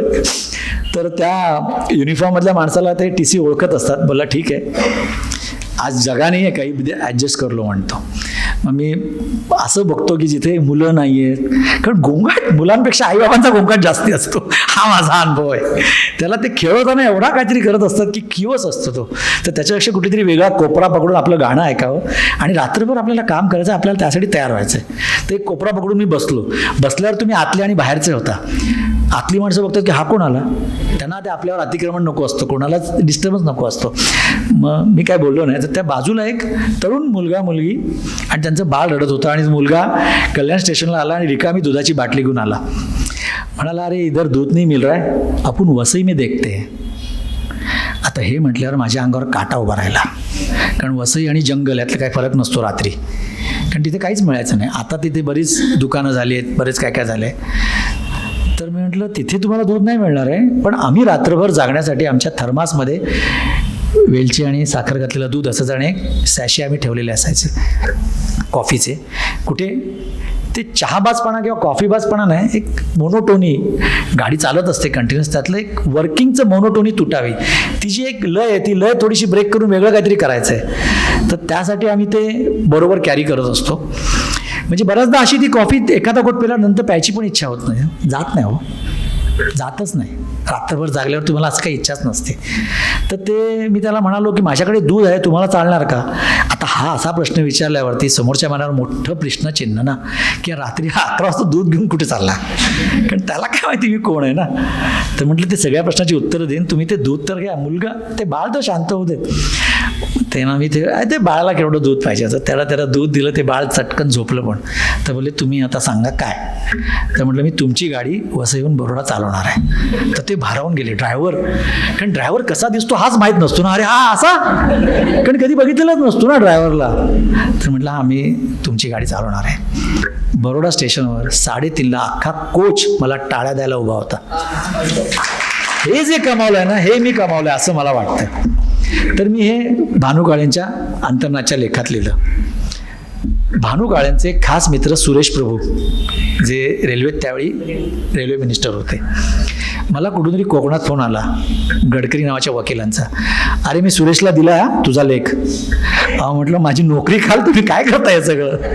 अरे नाही, सुरेश खूप संवेदनशील आहे, तो वाचेल म्हणाले.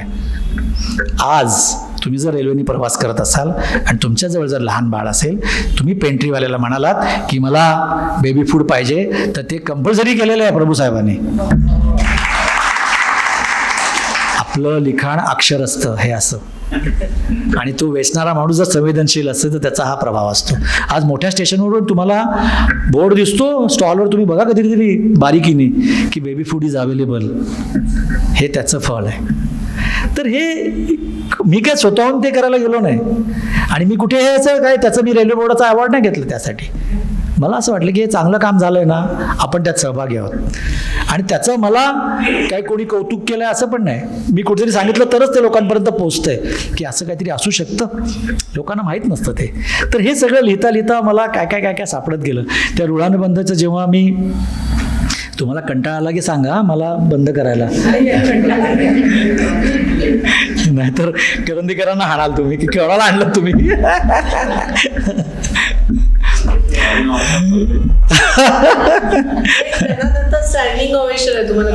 अरे बापरे. तर ऋणानुबंध ह्या पुस्तकाबद्दल मला सांगायला आवडेल. ऋणानुबंध हे पुस्तक इथे मी 5-7 कॉपीज आणलेल्या आहेत, त्या तर तुम्हाला हवे तर घ्याच, मला काय पुस्तक विकायचं म्हणून काही माझा तो पिंड नाही आहे किंवा मला ती गरज पण वाटत नाही की नाही आवडेल तर घ्यावं लोकांनी, नाहीतर नाही. तर त्या ऋणानुबंधच्या ॲमेझॉनवर अवेलेबल आहे, अक्षरधारावर अवेलेबल आहे, बुक गंगावर अवेलेबल आहे. ज्यांना टेक्निकल माहिती असतं तर त्यांना ते अवेलेबल आहे. तर ऋणानुबंधचं जेव्हा चित्र काढत होते श्रीराम हासबनीस, हे पुण्यातले खूप मोठे चित्रकार, आणि ते रेखाचित्र काढत होते आणि त्यांनी मला मुखपृष्ठ एक काढून दिलं आणि मला पाणी पितो थोडं.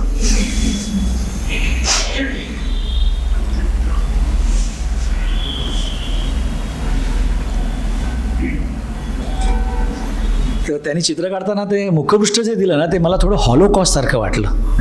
तर म्हटलं ठीक आहे, कष्ट आहेत आमच्या गाडीमध्ये चालवताना, ते दगडांशी आणि रुळाशी माझा संबंध आहे, पण एवढं उदास असण्याचं कारण नाही. त्यात थोडंसं काहीतरी मधुकर धर्मापुरीकर, हे जे तुम्ही नाव ऐकलं असेल, नांदेडचे खूप मोठे, त्यांच्याकडे खूप असा लेखसंग्रह, कार्टून्सचा बराच संग्रह वगैरे आणि त्याच्यावरती बरंच लिहितात वगैरे. तर त्यांनी माझ्या अंतरामध्ये माझ्या नावावर एक कार्टून टाकलं होतं, एक पंचमधलं. बोलला तू असा आहेस की गाडी चालते आणि गाडी चालताना 2 दिशांना रूळ आहेत आणि एका रुळातनं हिरवं रोप असं कोंब आलेलं आहे आणि ड्रायव्हर त्या कोंबाला सोडून दुसऱ्या दिशेनं गाडी घेऊन जातोय, तर तू हा आहेस, असं त्या मधुकर धर्मापुरीकरांनी अंतर्नादमध्ये माझ्याबद्दल लिहिताना हा त्या कार्टूनचा उल्लेख केला होता. तर मी म्हटलं तसं काहीतरी येऊ देत ना.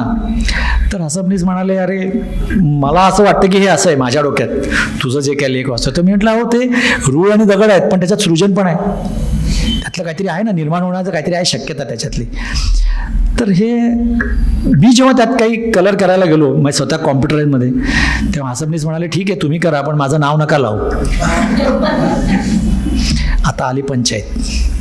आणि उमाताई माझ्या खूपच खास प्रेमळ, त्या विचारा मला सतत रात्री अपरात्री, पण मग त्यांना रात्री 12:30ला फोन. म्हटलं ताई, कारण पुस्तकाच्या मागे अदृश्य हात कसे असतात ना ते मला तुम्हाला सांगायचं आहे. एक पुस्तक जेव्हा येतं त्याच्या मागे अदृश्य हात कसे असतात. तर ताई म्हणाली, अरे ते जेव्हा म्हणतायत तुला की माझं नाव लिहू नको, म्हणजे तुला दुसरा पर्याय उभा करतायत ना, मग तू शोध की. माझा चिरंजीव, माझा मुलगा स्वप्नील आणि मी आणि रात्री उमाताई, आम्ही तिघं चर्चा करत होतो 2:30-3 वाजता पहाटे. आणि आम्हाला विजयानंद बिस्वाल हा आर्टिस्ट माहिती होता, त्याचे वॉटर कलरचे पेंटिंग्स माहिती होते. तर त्यांना मी रात्री 3:30ला मेसेज टाकला की मला तुमचं पेंटिंग हवं आहे माझ्या पुस्तकासाठी. आणि विजयानंद बिस्वालांचं सुतोवाच करून मी उमाताई यांचा फोन ठेवला आणि सकाळी मी कामावर गेलो. मी बँड्राला त्यावेळी ड्युटीवर होतो. सकाळी 8:30-9ला मला एक विजयानंद बिस्वालांचा निरोप आला, ओके कॉंग्रॅच्युलेशन्स. तर ह्या ओके आणि कॉंग्रॅच्युलेशन्समधून माझं काम काही होत नव्हतं. तेवढ्यात शरद तरडे हे मोठे चित्रकार आहेत, ॲब्स्ट्रॅक्टमधले, नवरा बायको दोघंही खूप मोठे आर्टिस्ट आहेत. उमाताईंचे ते खास मित्र आहेत. उमाताई त्यांच्याकडनं, उमाताईंनी तुम्हाला माहिती नाही मुलाखतीत सांगितलं की नाही, उमाताईंचं चित्राचं प्रदर्शन डोंबिवलीत मी स्वतः भरवलं होतं 3 दिवसाचं. खूप छान चित्र करतात. त्यांच्या एक छान पेंटिंग माझ्या घरात पण, अरे गणेश तुला घेऊन जा, आम्ही घेतलं, उचललंच आपण लगेच डायरेक्ट. तर त्या उमाताईंचं त्या शरद तरडेंची काहीतरी बोलणं झालं असेल. शरद तरडेंचा फोन आला, अरे गणेश तुझं काम झालं का? तर मला वाटलं की ते पुस्तकाच्या प्रोसेसबद्दल विचारतात. म्हटलं होतं आहे असं म्हटलं, कारण ते पुस्तक 4 दिवसानंतर पुस्तकाच्या प्रकाशनाची तारीख ठरलेली होती. मी 11 वाजता बिस्वालांना फोन केला, कारण मला काय ती चैन पडे ना. म्हटलं बिस्वाल साहेब मेरे को पेंटिंग मांगता है. बोला दे दिया ना. अरे म्हटलं दिया किधर? बोला आपको बोल दिया ना, मैंने दे दिया. 1.5 करोडचं पेंटिंग आहे आणि बोले तू बडा दर्जे उंच्या दर्जे का लेखक आहे, त्याला हक बनता लेके जा म्हणाला. 1 रुपया नाही घेतला त्या माणसाने, मला चित्र देऊन टाकलंय. कुठून माणूस कसा तयार होतो मलाच माहीत नाही हो. आणि ते पेंटिंग आल्यावरती मी माझ्या संपादकाला म्हणालो, अरे हे पेंटिंग आलं आहे. तो म्हणाला ठीक आहे गणेश, अरे पण उमाताईंचा ब्लर्ब आहे मागे, तर तो आता आपण, मग उमाताईंना म्हटलं उमाताई, अरे बोले नको टाकू, ब्लर्ब सोडून दे. म्हटलं असं नाही, उमाताई पाहिजेच ना आम्हाला. मग आम्ही उमाताईंचा ब्लर्ब आतमध्ये घेतला पहिल्या पानावर. ही इंग्रजी पुस्तकांची ट्रॅडिशन असते की पहिल्या पानावर त्याची ओळख असते आणि अख्खं पेंटिंग, म्हणजे पुस्तक तुम्ही बघाल तर अख्खं पेंटिंग बघा, ते अख्खं पेंटिंग आम्ही छापलं. ते डिस्टर्ब न होता. त्या पुस्तकाला एक वेगळा ग्रेस आला आणि बिस्वालांच्या पेंटिंगलाच पहिला मुखपृष्ठाचा पुरस्कार अखिल भारतीय मिळाला. तर मी विचार करत आलो, मी कोण आहे हो, मला कोण एवढं, माझं काही ओळख नाही आहे साहित्यात, मला कोणी ओळखत नाही आहे. तर महिन्याभरापूर्वी बिस्वालांची स्टुडंट दिल्लीला गेली होती. Delhi art DAG, Delhi art गॅलरीत तिला काही एंट्री हवी होती, तिला काहीतरी राहण्याची सोय हवी होती. त्यावेळी ह्या तरडेंनी तिला मदत केलेली होती. त्या तरडेंच्या लिंकमधून बिस्वालांना, अरे तरडे का आदमी खतम, संपला विषय. आणि ते उमाताई आणि हे सगळे अदृश्य हात त्या पुस्तकाच्या मुखपृष्ठाला लागलेले आहेत. त्या पुस्तकामध्ये एक ईशावास्योपनिषदमधला एक श्लोक लिहिला आहे मी. मला सगळे विचारतात हा श्लोकाचा अर्थ काय. एका तुमच्यासारख्या जुन्या जाणत्या माणसाने तो श्लोक AI वर टाकला आणि 35 पानं मला पाठवली.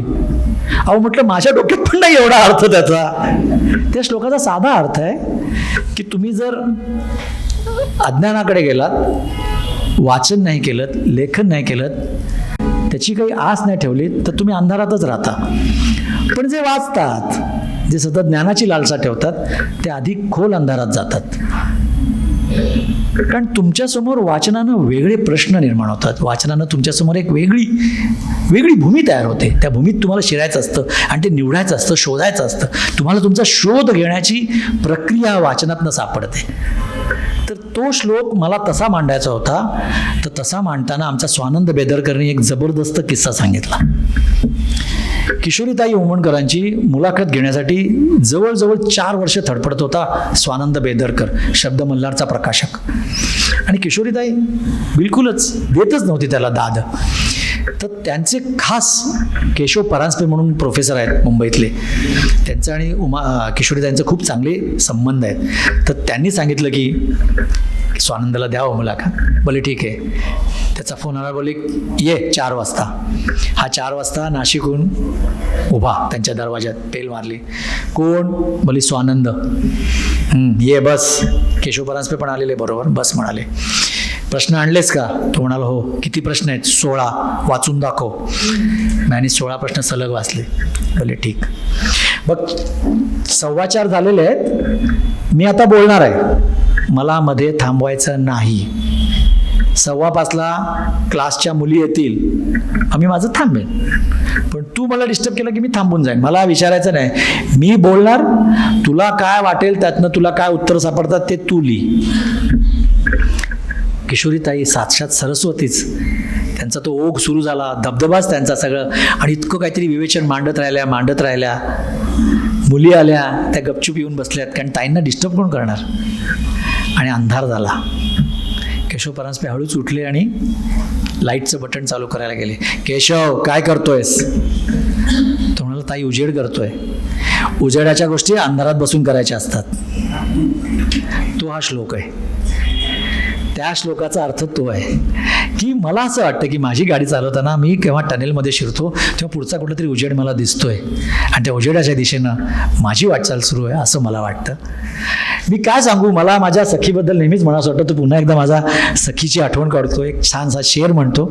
आणि माझं पुन्हा एकदा तुमच्या सगळ्यांना मी 7:30 झाले ना, तर मला असं वाटतं की एक आमचं असं बोलणं चालू होतं की आपण लोकांना प्रश्न विचारायला संधी देऊया. आम्ही त्यांचे काही प्रश्न येतील तर त्या अनुषंगानं काहीतरी वेगळं बोलता येईल. माझ्याकडे सांगण्यासारखं बोलण्यासारखं बरंच आहे, पण तुम्हालाही तो एक तर कुठेतरी मग भरकटलेला उदास वाणा प्रवास होतो. तुझी आठवण येते तेव्हा तुझी शपथ मी उदास होतो.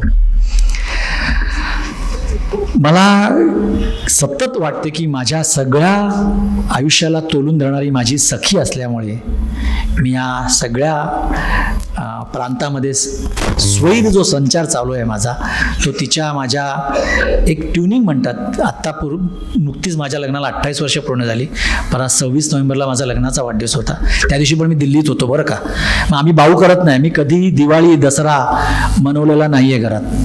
परवाच्या दिवाळीत मला सुट्टी होती तर मलाच कळेना की आता करायचं काय मी, कारण ते अभ्यंग स्नान, ती दिवाळी, नरक चतुर्दशी आम्हाला नसते. आम्ही 365 दिवस काम करतो, 24 तास आम्ही ऑन असतो, आम्हाला सुट्टीची सवय नाही. त्यामुळे सखीला पण ती सवय आहे.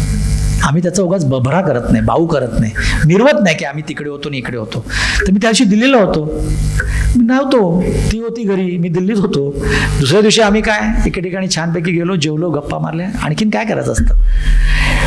म्हणजे मी आता ह्यांना सांगत होतो की ममता कालिया म्हणते की इतने साल के बाद शब्द प्रेम चिपटा होकर सहवास याद आता है. की तो प्रेम हा जो आहे ना तो असा असा मुलायम होत जातो आणि तो सहवासच उमलला पाहिजे. आणि तो सहवास कसा उमलतो तो सांगण्याचा प्रयत्न मी सतत मला माहीत नाही की ते पुस्तकात तुम्हाला काय सापडेल, पण माझ्या पुस्तकामध्ये हे सगळं मी मांडलेलंच आहे. तुम्ही ते वाचा, तुम्ही आवडाने ते तुम्हाला खूप आवडेल ते, आणि वेगळं विश्व मी तिथे मांडण्याचा प्रयत्न केला. माझ्या कॅटेगरीतली माणसं खूप अपार कष्ट करत असतात, रात्री अपरात्री ट्रॅकवर असतात, आणि त्यांच्यासाठी तुम्ही नेहमी कृतज्ञ राहावं अशी माझी प्रामाणिक इच्छा आहे.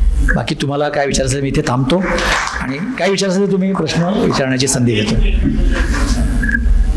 हां त्यांना ज्याला प्रश्न विचारायचा आहे आपण माईक देऊ.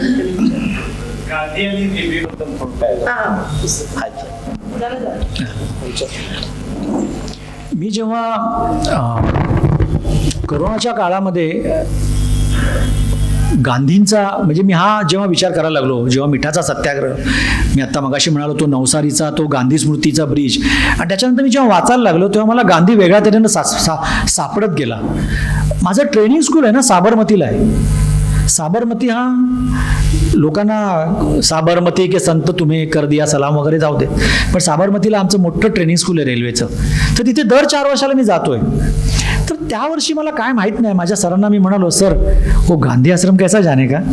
त्यांनी सगळं बाजूला राखून मला घट्ट मिठी मारली. अरे इतना साल में मेरे को किसी ने पूछा ही नहीं रे गांधी आश्रम. आणि मग मी गांधी आश्रमात गेलो. तो प्रवास पण वेगळा होता, आणि मी रामचंद्र गुहांचं पुस्तक वाचत होतो, आणि त्यातनं मला असं कळलं की डी जी तेंडुलकरांना वाचायला हवं आपण. म्हणून मी डी जी तेंडुलकरांचं पुस्तक घ्यायला म्हणून मी त्या गांधी आश्रमातल्या दुकानात गेलो. तेव्हा मला त्या सरांनी प्रेमाबेन नावाच्या बाईचा रेफरन्स दिला होता. बोला प्रेमाबेन को मिलना, वो मेरी अच्छी पहचानती है, तो आपको जरा देखना. ते प्रेमाबेन चरखावरती ती चरखा काढत बसलेली होती तिकडे ती, आणि तिथे ती मुलं खेळत होती, त्यांना ती खेळू देत होती. मुलं येत होती त्या चरख्यावर फोटो काढत होती. तर त्या बाईनं जेव्हा मी सांगितलं की मला आशिष सरांनी पाठवलं आहे, तेव्हा तिने हळूच एक चावी काढली आणि माझ्या हातात दिली. बोले अंदर जाओ, गांधी जी की जो बैठक खोली है उसमें हम सबको जाने नहीं देते, आप जाइए म्हणाले. आणि मी गेलो, आणि तिथे मला त्यांच्या सगळ्या वस्तू होत्या. साधंच त्यांचं काय चष्मा आणि ते सगळं, आणि एक पत्र होतं त्याच्यावर गांधी जहाँ हो वहाँ असं ते पत्रावर पत्ता लिहिलेला होता. आणि तिथून मी उत्सुक झालो. दुर्गाबाईंनी पण ह्याच्यावर लिहिलं आहे की गांधी जहाँ हो वहाँ म्हणणाऱ्या माणसाला पत्र पोचतायत, असा केवढा मोठा माणूस आहे तो. आणि ती वाचल्यावरती मी त्या पुस्तकाच्या दुकानात जेव्हा गेलो तेव्हा तो उंचसा माणूस होता. तर त्याने मला म्हणाला तुला डी जी तेंडुलकरांचे पुस्तक पाहिजे. म्हटलं हां मला पाहिजे. त्यांनी 8 खंड काढले. तोपर्यंत मला माहिती नव्हतं की डी जी तेंडुलकरांचे 8 खंड आहेत. 8 खंड. म्हटलं अरे मला माहीत नाही हे मी काय न्यायचं आहे. बोलला यही तो है, इधर की ये लास्ट कॉपी आहे म्हणाला. ते आणखीनच हुरळून टाकणार असतं ना, अरे शेवटची प्रत पुस्तकाची मिळते आपल्याला. अर्थात कस्तुरबा प्रतिष्ठान एवढं मोठं आहे ना की त्यांनी नंतर 1000 प्रती छापल्या असतील त्याच्या, पण त्यावेळी त्या दुकानातली ती लास्ट प्रत होती ती डी जी तेंडुलकर कोण. मग मी ते वाचायला लागलो. तर डी जी तेंडुलकर हा कोकणातला साधा गांधीवादी माणूस. ते गांधीजींच्या बरोबर राहिला, आणि त्यांनी गांधींचं चरित्र लिहिलेलं आहे 8 खंडात. त्या गांधींच्या चरित्राला नेहरूंची प्रस्तावना आहे, आणि गांधींनी स्वतः ते चरित्र डोळ्याखालून घातलेलं आहे. त्या चरित्राचं माझ्या हातात मी थरथरलोच हो की माझ्या हातात आलं आहे ते. आणि इतकी सुंदर सोपी सोजोळ भाषा आहे, इंग्लिश अंगावर येत नाही हो. आणि ते 8 खंड मी मग काय केलं, एका गाडीमध्ये बसवलं आणि घरी पाठवून दिलं गाडच्या डब्यातनं. आणि ज्या दिवशी माझ्या घरी ते 8 खंड आले, मी नवीनच घर घेतलेलं होतं, तर मला असं वाटलं की माझ्या घराची वास्तुशांत झालेली आहे. ती आत्मीयता मला त्या म्हणजे डी जी तेंडुलकरांबद्दल मला जेव्हा डी जी तेंडुलकरांना मौलाना कलाम आझादनी खांद्यावर हात टाकून म्हणाले अरे एवढं काम केलंस तू, तुला आपण पद्मभूषण देऊ, पद्मविभूषण देऊ, तुझा सत्कार करू, तुझं कौतुक करू. तो म्हणतो काय नको, हे छोटंसं घड्याळ आहे ना ते रिपेअर करून द्यावं म्हणाला. एवढी साधी माणसं या गांधींनी तयार केली. तो गांधींनी एवढं काम केलेलं आहे ना, त्यांनी एका कामाचं 1 नोबेल, अशी 10 नोबेल मिळाली असती, एवढी 10 कामं केलेली आहेत. आम्ही त्याचं एखाद्या कामाचं आम्ही फक्त त्याला झाडू पुरतंच ठेवलं आहे की गांधी आणि स्वच्छताच फक्त आम्ही ठेवली, पण गांधींचं खूप काम आहे. आणि ते जेव्हा सापडत गेलो, म्हणजे पूर्वी ब्रिटिशांच्या काळात आपण भारतीय माणसं गाडीला घाबरायचो, धुमरासूर असं इंजिनला म्हणायचो आम्ही, की लोकांना वाटायचं की ही दमनशक्तीचं प्रतीक आहे इंग्रजांच्या. लोक गाडीत चढायला घाबरायची. आज जे तुम्ही बिनधास्त हिंडताय, आज आपला प्रवास त्या स्टीम लोकोपासून वंदे भारत पर्यंतचा प्रवास आहे, त्या प्रवासाला सगळं बूस्ट महात्मा गांधींचं आहे. त्या लोकांना त्यावेळी कळलं, हा नंगा फकीर आपल्या त्या गाडीत फिरतोय आणि सुखासुखी बाहेर येतोय, म्हणजे याच्यात फिरायला काही अडचण नाहीये, भीती नाहीये, भय नाहीये. तेव्हा लोक आपल्या प्रवासाला मोकळी झाली. आज तुम्हाला टॉयलेटमधले बायो टॉयलेट्सपर्यंत आम्ही प्रवास केलेला आहे. ते टॉयलेट सुरुवातीला आमच्या गाडीमध्ये ठेवा, आमच्या गाडीमध्ये टॉयलेटची व्यवस्था करा, हे लिहिणारा गांधीबाबा आहे. ब्रिटिशांना त्यांनी वर्षानुवर्ष पत्राचार केला आहे आणि तेव्हा त्यांनी ते सगळं आज दिसतंय तुम्हाला. आज तुम्हाला रेल्वेचं आधुनिक चित्र दिसतंय, पण त्या आधुनिक चित्राच्या मागे म्हणजे गांधी जेव्हा त्या तिकडे जिथे त्यांना ढकललं, ज्या साऊथ आफ्रिकेच्या छोट्याशा स्टेशनवर, त्या स्टेशनवरून त्यांनी जो फिनिक्सचा आश्रम बनवला ना, ते सतत फिरायचे. गांधी कुठले तर रस्त्यावरचा, असं पोलाक म्हणायचा त्यांचा जो साथीदार. तर ते गांधी जेव्हा फिनिक्सच्या आश्रमात जायचे, हे येणारे तेव्हा कळायचं, तेव्हा ती जुनी कामगार मंडळी, ती आपल्या भारतातनं गेलेली सगळी जुनी कामगार मंडळी अख्खं स्टेशन सजवायचे. आणि अख्ख्या रस्त्यावर लाईट नसायचे ना, अख्ख्या रस्त्यावर प्रत्येकाच्या दारासमोर एक पंक्ती लागलेली असायची की गांधीबाबा येणार आहे. ही श्रद्धा ना गांधींनी कशी निर्माण केली, कोणाला सांगितलं नाही माझ्यासाठी देवा लाव, पण ते झालंय, ते केलेलं आहे. आणि ते वाचत गेलो तेव्हा मला खूप सापडत गेलं. मग गांधींचा प्रवास सापडला मला, मग मला सावरकरांचा प्रवास सापडला, मला टिळकांचा प्रवास सापडला, मला सुभाषबाबूंचा प्रवास सापडला. मग मी नाव गांधी आणि रेल्वे ठेवलंय, पण ह्या सगळ्यांचा प्रवास मी त्याच्यात एकत्रित केला. आणि गांधी आणि रेल्वे आणि त्याचं मुखपृष्ठ चंद्रमोहन कुलकर्णी बोले, गणेश मी करणारा, मी खरं कोणी नाही हो, पण ही माणसं जुळत जातात. कदाचित त्या माझ्या कामाला त्यांनी दिलेली ही पोचपावती आहे. गणेश मला करायचं आहे तुझं मुखपृष्ठ, तर त्याचं मुखपृष्ठ त्या चंद्रमोहन कुलकर्णीने केलेलं आहे. आणि अप्रतिम ते खादी, तो 3rd क्लास आणि गांधी उतरतात असं त्यांनी ते मुखपृष्ठ केलेलं आहे चंद्रमोहन कुलकर्णीने. तर माझं ते माहीत नाही, भागत आहे ते, ह्या महिन्याभरात पुस्तक येईलच. आणि आमचा स्वानंदच करतोय, शब्द मल्हारचं प्रकाशन आहे. तर त्या अनुषंगानं मी ते लिहित गेलो की स्वातंत्र्य संग्रामात रेल्वे एक चळवळीचं माध्यम म्हणून कसं वापरलं बाबा या गांधींनी, अशा तऱ्हेने ती रेल्वे मला कशी दिसली, ती प्रवासाची नोंद मी घेण्याचा प्रयत्न केलेला आहे या पुस्तकात.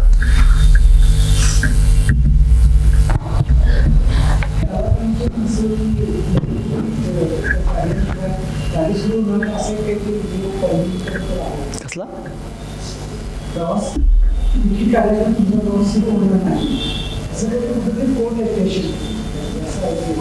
बरोबरच आहे ना, तिकीट काढायलाच हवं ना.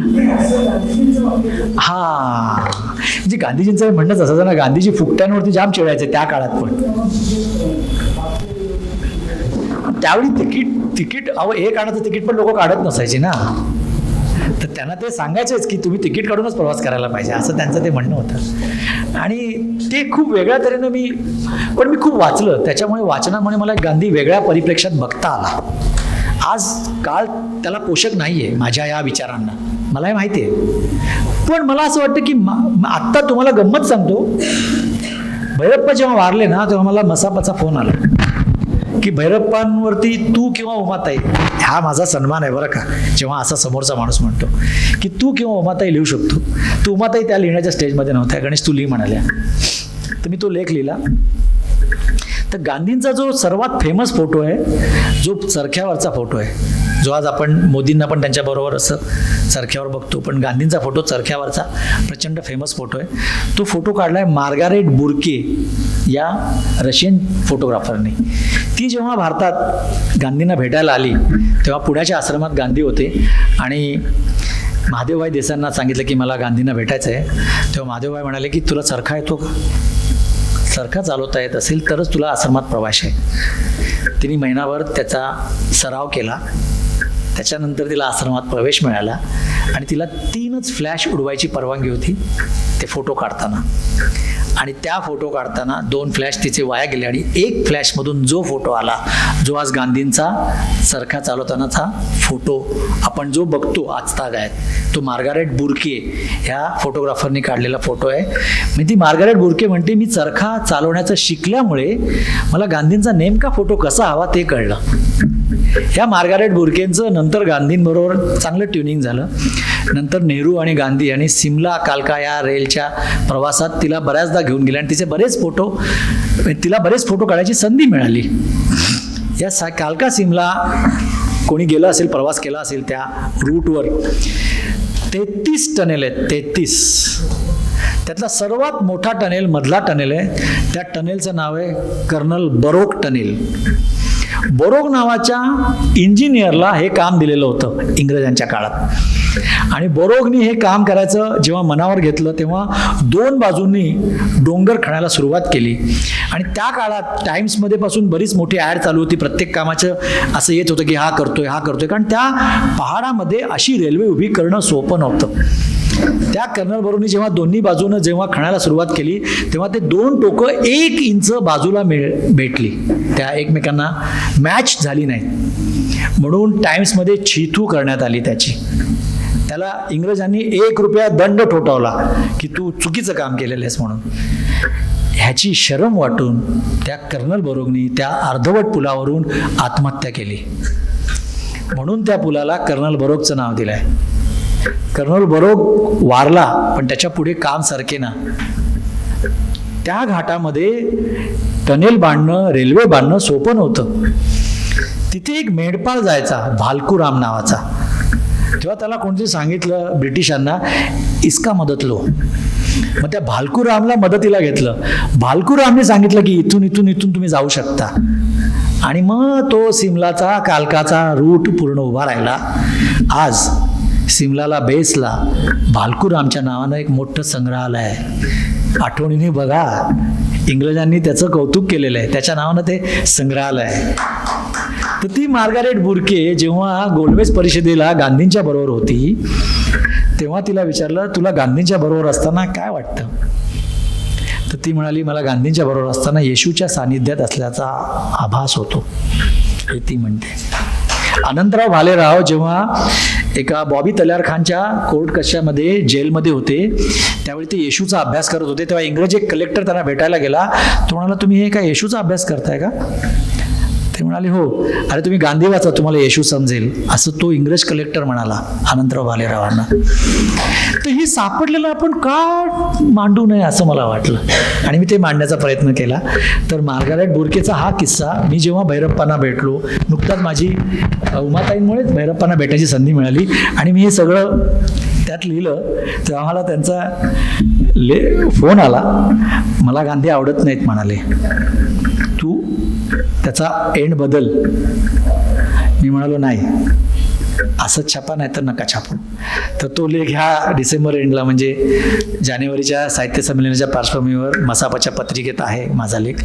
3 लेख आहेत. गजानन मेहेंदळेंवर लेख आहे, एक लवटेंनी बहुतेक लक्ष्मणजाती जोशींवर लिहिलं आहे आणि 3रा लेख माझा आहे. तर हा माझा सन्मान आहे असं मला वाटतं की यस, आपण ठाम राहणं, हे ठाम राहायला मला गांधींनी शिकवलं. आणि आपण का राहू नये, चांगुलपणा करत राहावा, पेरत राहावा. काय निर्माण होईल, कुठून काय येईल माहीत नाही, पण आपण आपला चांगुलपणा सोडायचा नाही आणि कोणाला दुखवायचं नाही. मी सतत तो प्रयत्न असतो माझा की कोणाला एक आपला धक्का पण लागू नये. आपण सतत आपल्या मार्गानं आणि आपल्या म्हणजे म्हणतात ना, एक नैतिकतेनं जगावं, असं माझी प्रामाणिक इच्छा आहे.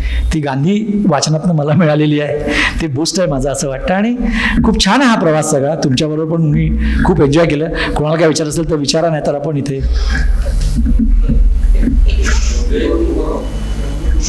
नाही चालेल, बसावं. कोणाला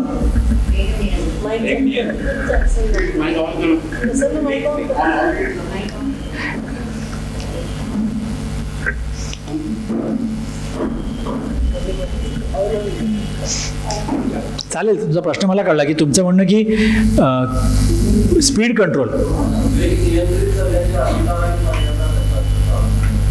ॲक्च्युली प्रत्येक स्टेशनवर जेव्हा मोठ्या स्टेशनवरून जेव्हा गाडी घेऊन निघतो ड्रायव्हर, लोको पायलट म्हणतो आपण त्याला, तेव्हा त्याला एक कॉशन ऑर्डर दिली जाते लिखितमध्ये एक कॉशनवरती लिखितमध्ये असते, त्याच्यामध्ये मधल्या म्हणजे तुमच्या आता समजा आपण आता सांगली मिरजच म्हणूया की सांगली मिरजच्या मध्ये काही काम चालू आहे ऐनवेळीचं, तर त्या कामाचा विवरण त्याच्यात असतं की ह्या इथे या किलोमीटरला तुला इतका स्पीड करायचा आहे आणि त्याची जी सगळी कारण किलोमीटरचा नंबर हे त्याला दिलेलं असतं.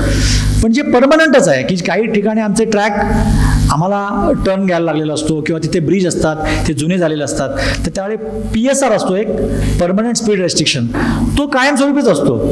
तो काय त्याच्यात लिहिलेला राहत नसतो, तो आमच्या टाइम टेबलमध्ये असतो आणि आम्हाला माहितीच असतो. तो आम्हाला कोणाला सांगायला लागत नाही, ते माहितीच असतं. ते आमच्या आता ह्याच्यात पण तुम्ही खूप छान प्रश्न विचारला, त्या प्रश्नाच्या उत्तरानं मी वेगळ्या तऱ्हेनं सरकतोय बघा आता, की कॉशन इंडिकेटर असतो एक, की तुमचं म्हणणं की पुढे स्पीडचा तो गती प्रतिबंध घेणारे मला कसं कळणार, तर त्याच्या अगोदर एक ना शेपटीच्या आकाराचा एक बोर्ड येतो. इंग्रज केवढे हुशार होते की त्यांनी शेपटीच्या आकाराचा बोर्ड ठेवला. का बाबा, मी पण हा जेव्हा वाचायला लागलो की शेपटीचा आकार का, कासवाची नाही आपला कोल्याची शेपटी किंवा मांजराची शेपटी नाही ठेवली, माशाची शेपटी ठेवली. कारण मासा आपला वेग आणि दिशा शेपटीनं बदलतो. हा अभ्यास होता त्यांचा, बारीक सारीक गोष्टी आहेत त्या सगळ्या. त्या जेव्हा मी वाचायला लागतो की मी जेव्हा समजून घेतो, माझ्या सगळ्या ड्रायव्हरना हे माहीत असेल असं नाही, पण त्यांना माहीत नाही म्हणून ते गाडी कमी चालवतात किंवा वाईट चालवतात असं नाही. त्यांचं गाडी चालवण्याचं स्किल प्रत्येकाचंच वेगळं असतं. पण मला हे माहिती आहे कारण मला असं वाटतं की आपल्याला समजून घ्यावं, आपल्याला जाणून घ्यावं आणि सतत ती जाणण्याची आस असते. तर त्याच्यातनं ते बोर्ड आला की तुम्हाला कळतं की पुढे आपल्याला गती नियंत्रित करायची आहे आणि त्याच्यापुढे तो स्पीड कंट्रोलचं वगैरे प्रोसेस असतेच ती सगळी.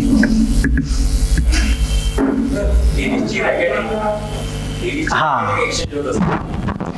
तो जुन्या काळातला प्रकार आहे. म्हणजे आता सांगलीहून गाडी गेली की तो टोकन म्हणतात. आता टोकन, मला तो टोकन द्यायचा आहे, त्या टोकनच लिहिलं आहे सांगली टू मिरज असं लिहिलेलं आहे आणि एक ते मिरज टू सांगली असं लिहिलेलं आहे. तिकडनं येताना हा टोकन द्यायचा आहे, इकडनं येताना हा टोकन द्यायचा आहे. पण तो टोकन द्यायला मला काहीतरी हवं आहे ना, मग ती छोटीशी पिशवी आहे ती, पण ती पिशवी मी कशी देणार, म्हणून ती एक बांबूची वेद बनवलेली आहे. म्हणजे मला ना फुलशर्ट घालायची सवय आहे, कारण आम्ही ते असं घेतो कारण अख्खी साल्टी निघते नाही तर, आणि ड्रायव्हर काय स्पीड कमी करत नाही. आता तुम्ही त्याच्यामध्ये पण काहीतरी बघितलं असेल की जुन्या ठिकाणी ज्या ठिकाणी असं होतं त्या ठिकाणी नेहमी एक बाजूला सायकल असायची. तुम्ही कधी ऑब्झर्व केलं असेल तर जुन्या लोकांनी सायकल कशाला, कारण ते सटकतच ना, बऱ्याचदा हातात येत नाही. मग तो तिकडचा सायकलवाला ते डायरेक्ट उचलून त्या दिशेने, कारण गाडी काय जागेवर थांबत नाही ना, तर त्या दिशेनं जाण्यासाठी ती सायकल आहे त्या काळातली. आता ती सगळी आधुनिकता आली. लाईन क्लिअर म्हणजे ग्रीन सिग्नल असतो म्हणजे लाईन क्लिअर मिळते. लाईन क्लिअर देण्याची टोकन तो बॉल असायचा, तो बॉल देण्यासाठी ती रिंग आणि त्याला खाली एक पिशवी असायची, मग ती बांबूची बनवायची. आणि त्यात तुम्ही जुन्या स्टेशनवर बघा, आमच्याकडे पण तुम्ही या एका इन्स्पेक्शनला, तुम्ही दाखवेन मी आमच्या रेल्वेच्या तिकडे, तर ते खूप असे छान वेध आणि त्याला असे छान वरतून लागू नये म्हणून पण त्याला असं दोरीचं आवरण दिलेलं वगैरे पण असे आहेत. रिंग्स बनवल्या, रिंग्स मधली पण त्यातली कलाकुसर आहे.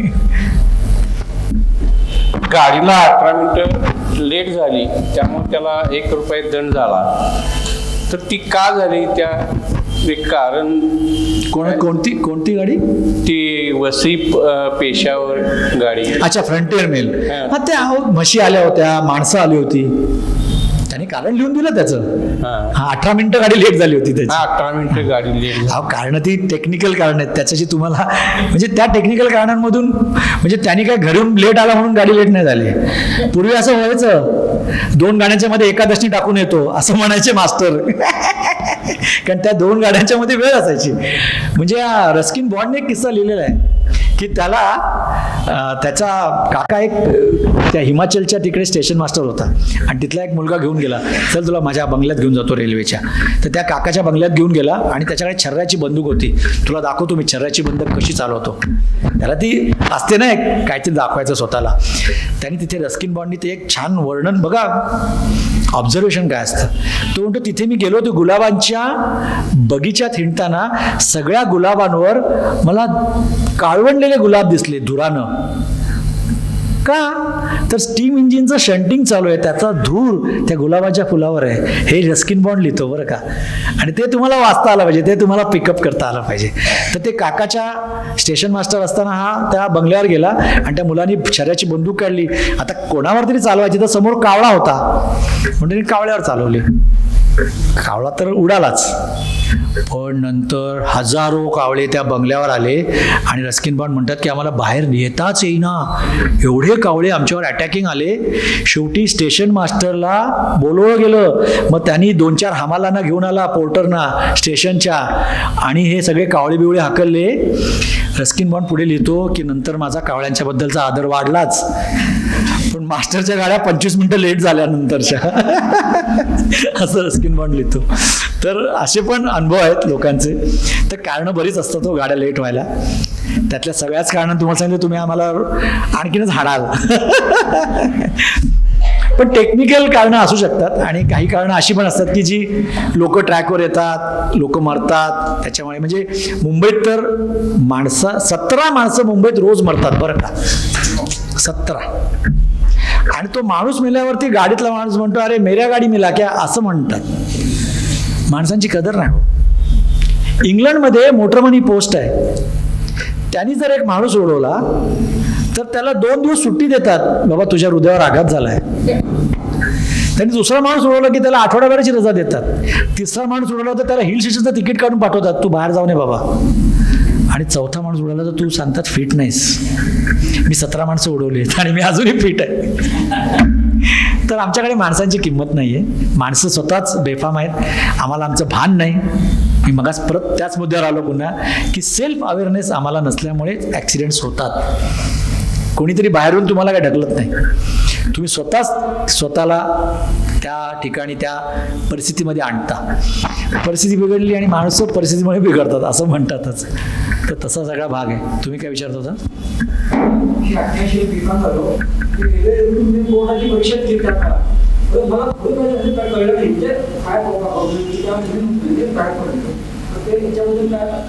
ॲक्च्युली काय रेल्वे बोर्डाचं आम्ही ना मराठी माणसं, आज सकाळपासून माझा तोच विषय चालू आहे की आम्ही मराठी माणसं फॉर्मच नीट भरत नाही हो. मी रेल्वेत फॉर्म भरल्यावरती काय मी रेड कार्पेट घालावं का रेल्वेनं माझ्यासाठी? माझं स्वतःचा अवेअरनेस पाहिजे ना की माझा फॉर्म आधारचं नाव बरोबर नाही म्हणून फॉर्म नाकारले जातात.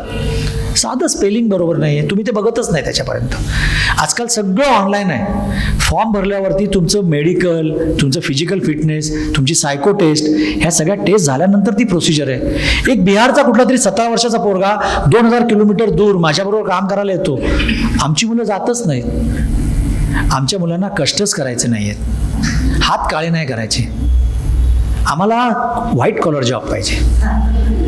फॅक्ट आहे ना. त्यामुळे मी स्वतः माझ्या एरियामध्ये फॉर्म वाटायचो तर मला नगरसेवकांनी येऊन शिव्या घातलेल्या आहेत, तू आमच्या मुलांना बिघडवतो म्हणाला. अरे मला शांताबाई करायला मुलं सापडणार कशी? तरुण मुलं नाही जातो फॉर्म भरायला, फॉर्म भरतच नाहीत. मी एका बाईला, त्याच्या मुलगा ते फुटबॉल खेळत राहायचं 12वी पास करून, काही नाही. मी त्याला एका ठिकाणी चांगली अपॉर्च्युनिटी दिली. म्हटलं जा बाबा, औरंगाबादला जायचं आहे, तुला एवढंच काम करायचं आहे, पगार आहे, गाडी आहे. त्याचा आई बाबा रात्री येऊन माझ्या बायको आणि माझ्यावर भांडत राहिले. बायको म्हणाली तुला दारिद्र्य सुचवलं कोणी? हे तू गप राहा ना घरात. आमच्या मुलाला आमच्यापासून तोडताय कशाला म्हणून ते माझ्याशी भांडत राहिले. विचार करा. आम्ही आमच्या मुलाला दूर जाऊ देत नाही, आमच्या मुलांनी कष्ट करायचं नाही. आमच्या मुलाला एकदम सोपं पाहिजे. कसं असणार? सोपं कसं असणार? तुम्ही कष्ट केलेत मग त्याला कष्ट करू द्यात की जरा. कष्ट आजच्या पिढीचे वेगळे आहेत, आजच्या पिढीचे चॅलेंजेस वेगळे आहेत, हे मान्य आहे. पण त्याला जरा पुढे जाऊ द्या ना, त्याला मोकळं सोडा. आम्ही मराठी माणसं नाही सोडत, आमच्या मुलांना सोडायला पाहिजे. नाही होऊ दे मॅडम. गाड्या केवढ्या चालतात ना, 365 दिवस गाड्या चालत असतात. गाड्या बंद नसतात ना, गाड्या दिवसभर चालत असतात. 365 दिवस गाड्या चालतात. सुट्टीच्या दिवशी जास्ती गाड्या असतात. म्हणजे आमच्याकडे तर ह्याची नोंद असते की ह्या दिवाळीत गणेशनी सुट्टी घेतली तर पुढच्या दिवाळीत करंदीकर सुट्टी घेतील, असं असतं. तेवढं आमच्याकडे नोंद होते. ये दिवाळी इसको मिला तो अगला ईद इसको मिलने दो, असं आमचं कम्युनिकेशन असतं एकमेकांबरोबर.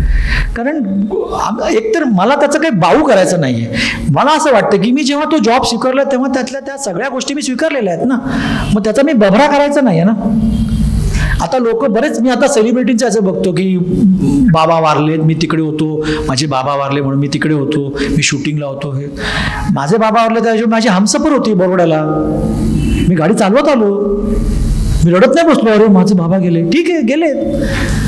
माझी बायको म्हणते अरे जिवंत मासनाबरोबर वाहा ना, मेलेला माणूस कलेवर होतं रे, काही राहत नाही. त्याचं कसलं कौतुक करतोस तू? जिवंत माणसाला आम्ही देत नाही, खात नाही, त्याच्यावर राहत नाही, आणि मेल्यावर त्याच्या नावानं तुपाचे ओरपतो, लोकांना घालतो तुपाचं जेवण. कशासाठी? जिवंत असताना त्याच्याबरोबर तुम्ही कधी वेळ घालवलाय? तुम्ही कधी त्याचा संपर्क ठेवलाय?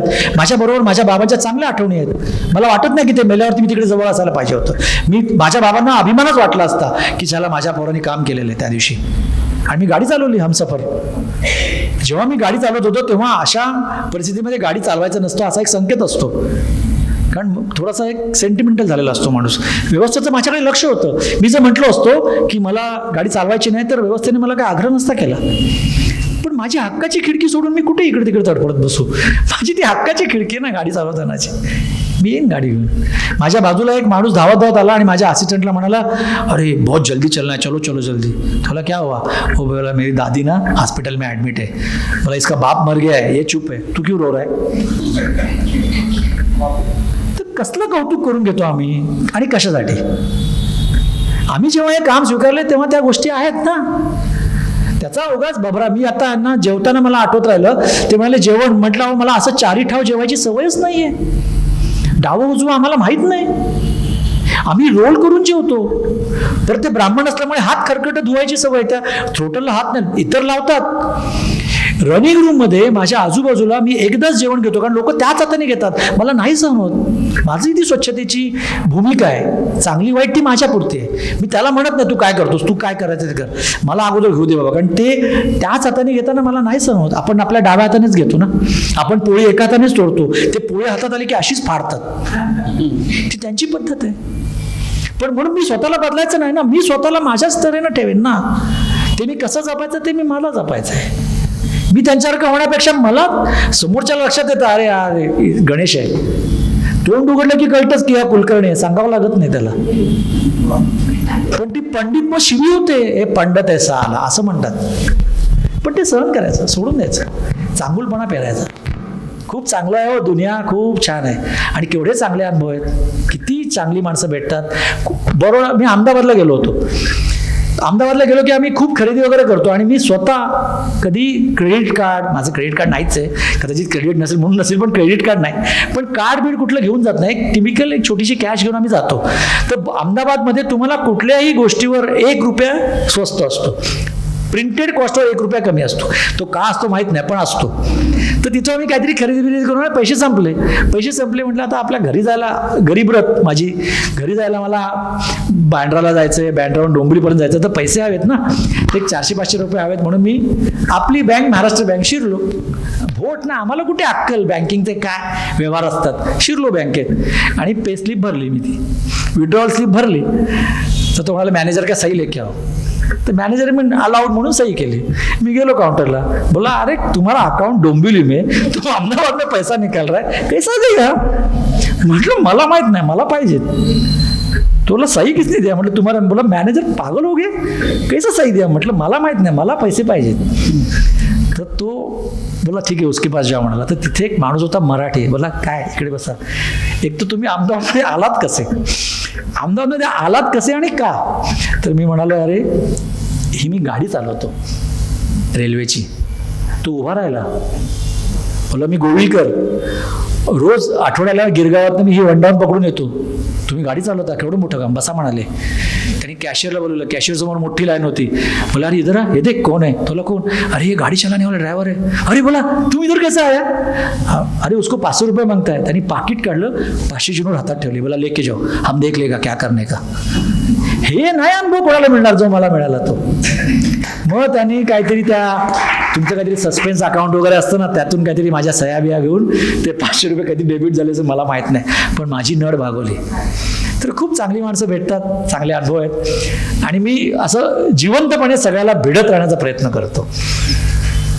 बोला सर, ते रेल्वे ट्रॅकिंग जे आहे तुमचं चेक करायचं, हां. तर काय एक गाडी गेल्यानंतर सगळं चेक करतात का? तसं काय त्याचं टायमिंग ॲक्च्युली वगैरे आहे? काय प्रत्येक स्टेशनला काही माणसं नॉमिनेट होतात. त्याला पेट्रोलमॅन म्हणतात. पेट्रोल म्हणजे तुम्हाला माहित नाही, आता ह्याच्यावर पण गंमत झाली. अहमदाबादला नवीनच भरती झाला गँगमन, आणि तो अतिशिक्षित MA BEd झालेला होता. बोलला पेट्रोलमन, आज तुम्हाला पेट्रोलमन में ड्यूटी. तो गेला 2 कॅन घेऊन, म्हणजे पेट्रोल कहाँ भरने का है. तो पीवाला नाही, पियेवाला आहे पेट्रोल हो. तर गस्त घालणारी ती एक ड्युटी असते, तर त्याची माणसं तिथे नॉमिनेट असतात आणि त्याला इथून तिथपर्यंत जायचं असं त्याला ते, त्याच्याबरोबर त्याचा एक, तुम्ही कधीतरी बघितलं असेल माहीत नाही, रात्रीच्या अंधारात बघा कधीतरी, त्याच्या हातात एक खांब असतो, लाकड असतं, बांबू, त्याच्यावरती एक त्याचा नंबर असतो, तो कुठल्या गँगचा आहे तो त्याला दाखवत असतो ड्रायव्हरला, की मी 4 नंबरचा आहे, 8 नंबरचा आहे, आणि ड्रायव्हर पण नोट करतो की 8 नंबरची गँग इकडे आहे. आणि तो जेव्हा तो ट्रॅक साफ जो चेक करतो तेव्हा त्याची जी सिट्टी असते ना, त्या सिट्टीवर 130च्या वेगानं मला काहीच दिसत नसतो. भारतीय रेल्वेचा आजचा वेग 130 आहे. 130च्या वेगात काय दिसतं? काही सेकंदात छपकन निघून जातं. सचिन मोठा काय, कारण सचिन बॉल टाकताना त्याच्या हातातच त्याचा बॉल रीड करायचा, म्हणून त्याचे रिफ्लेक्सेस ग्रेट होते.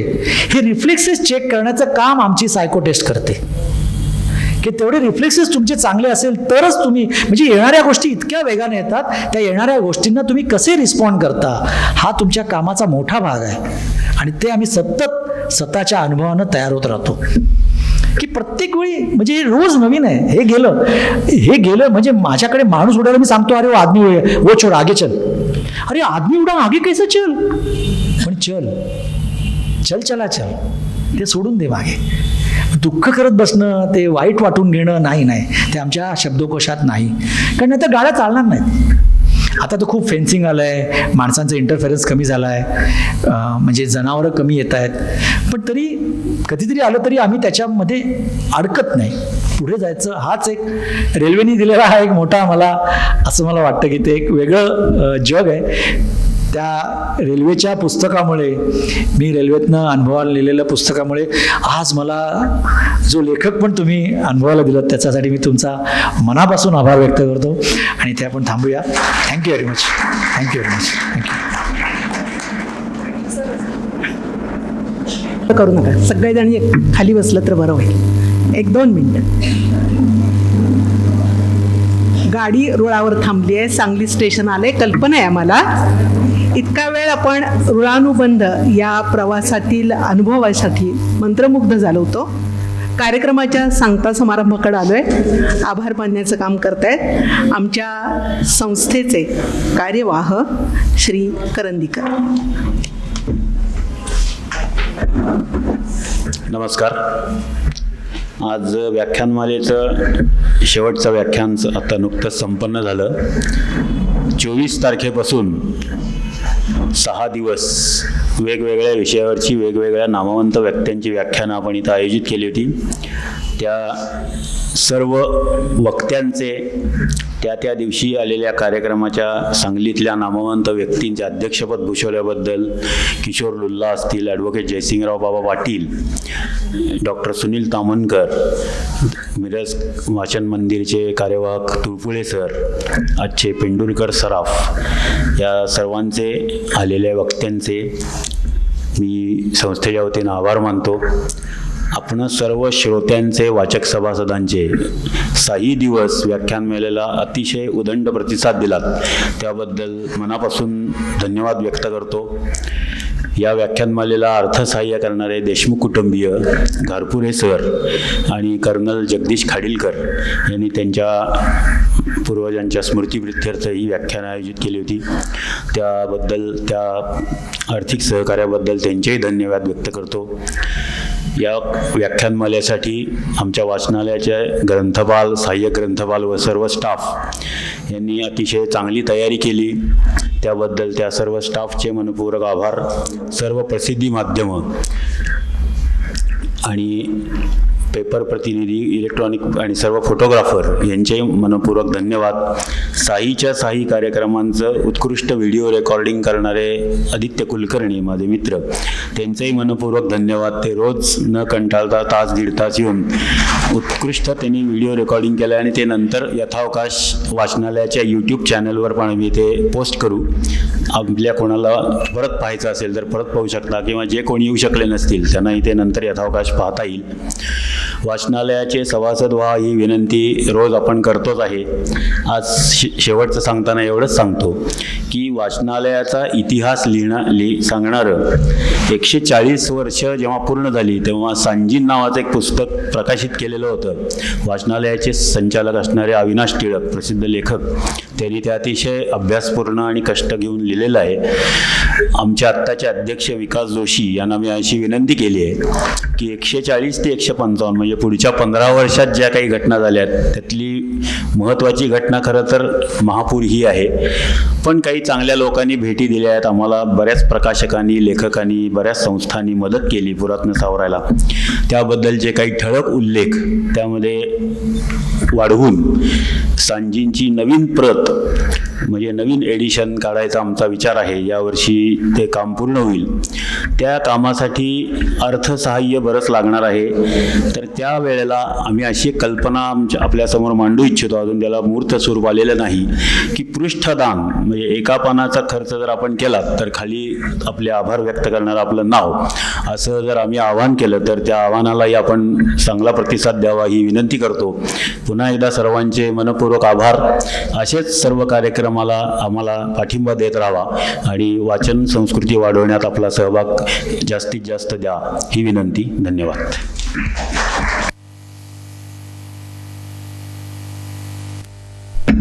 बोला.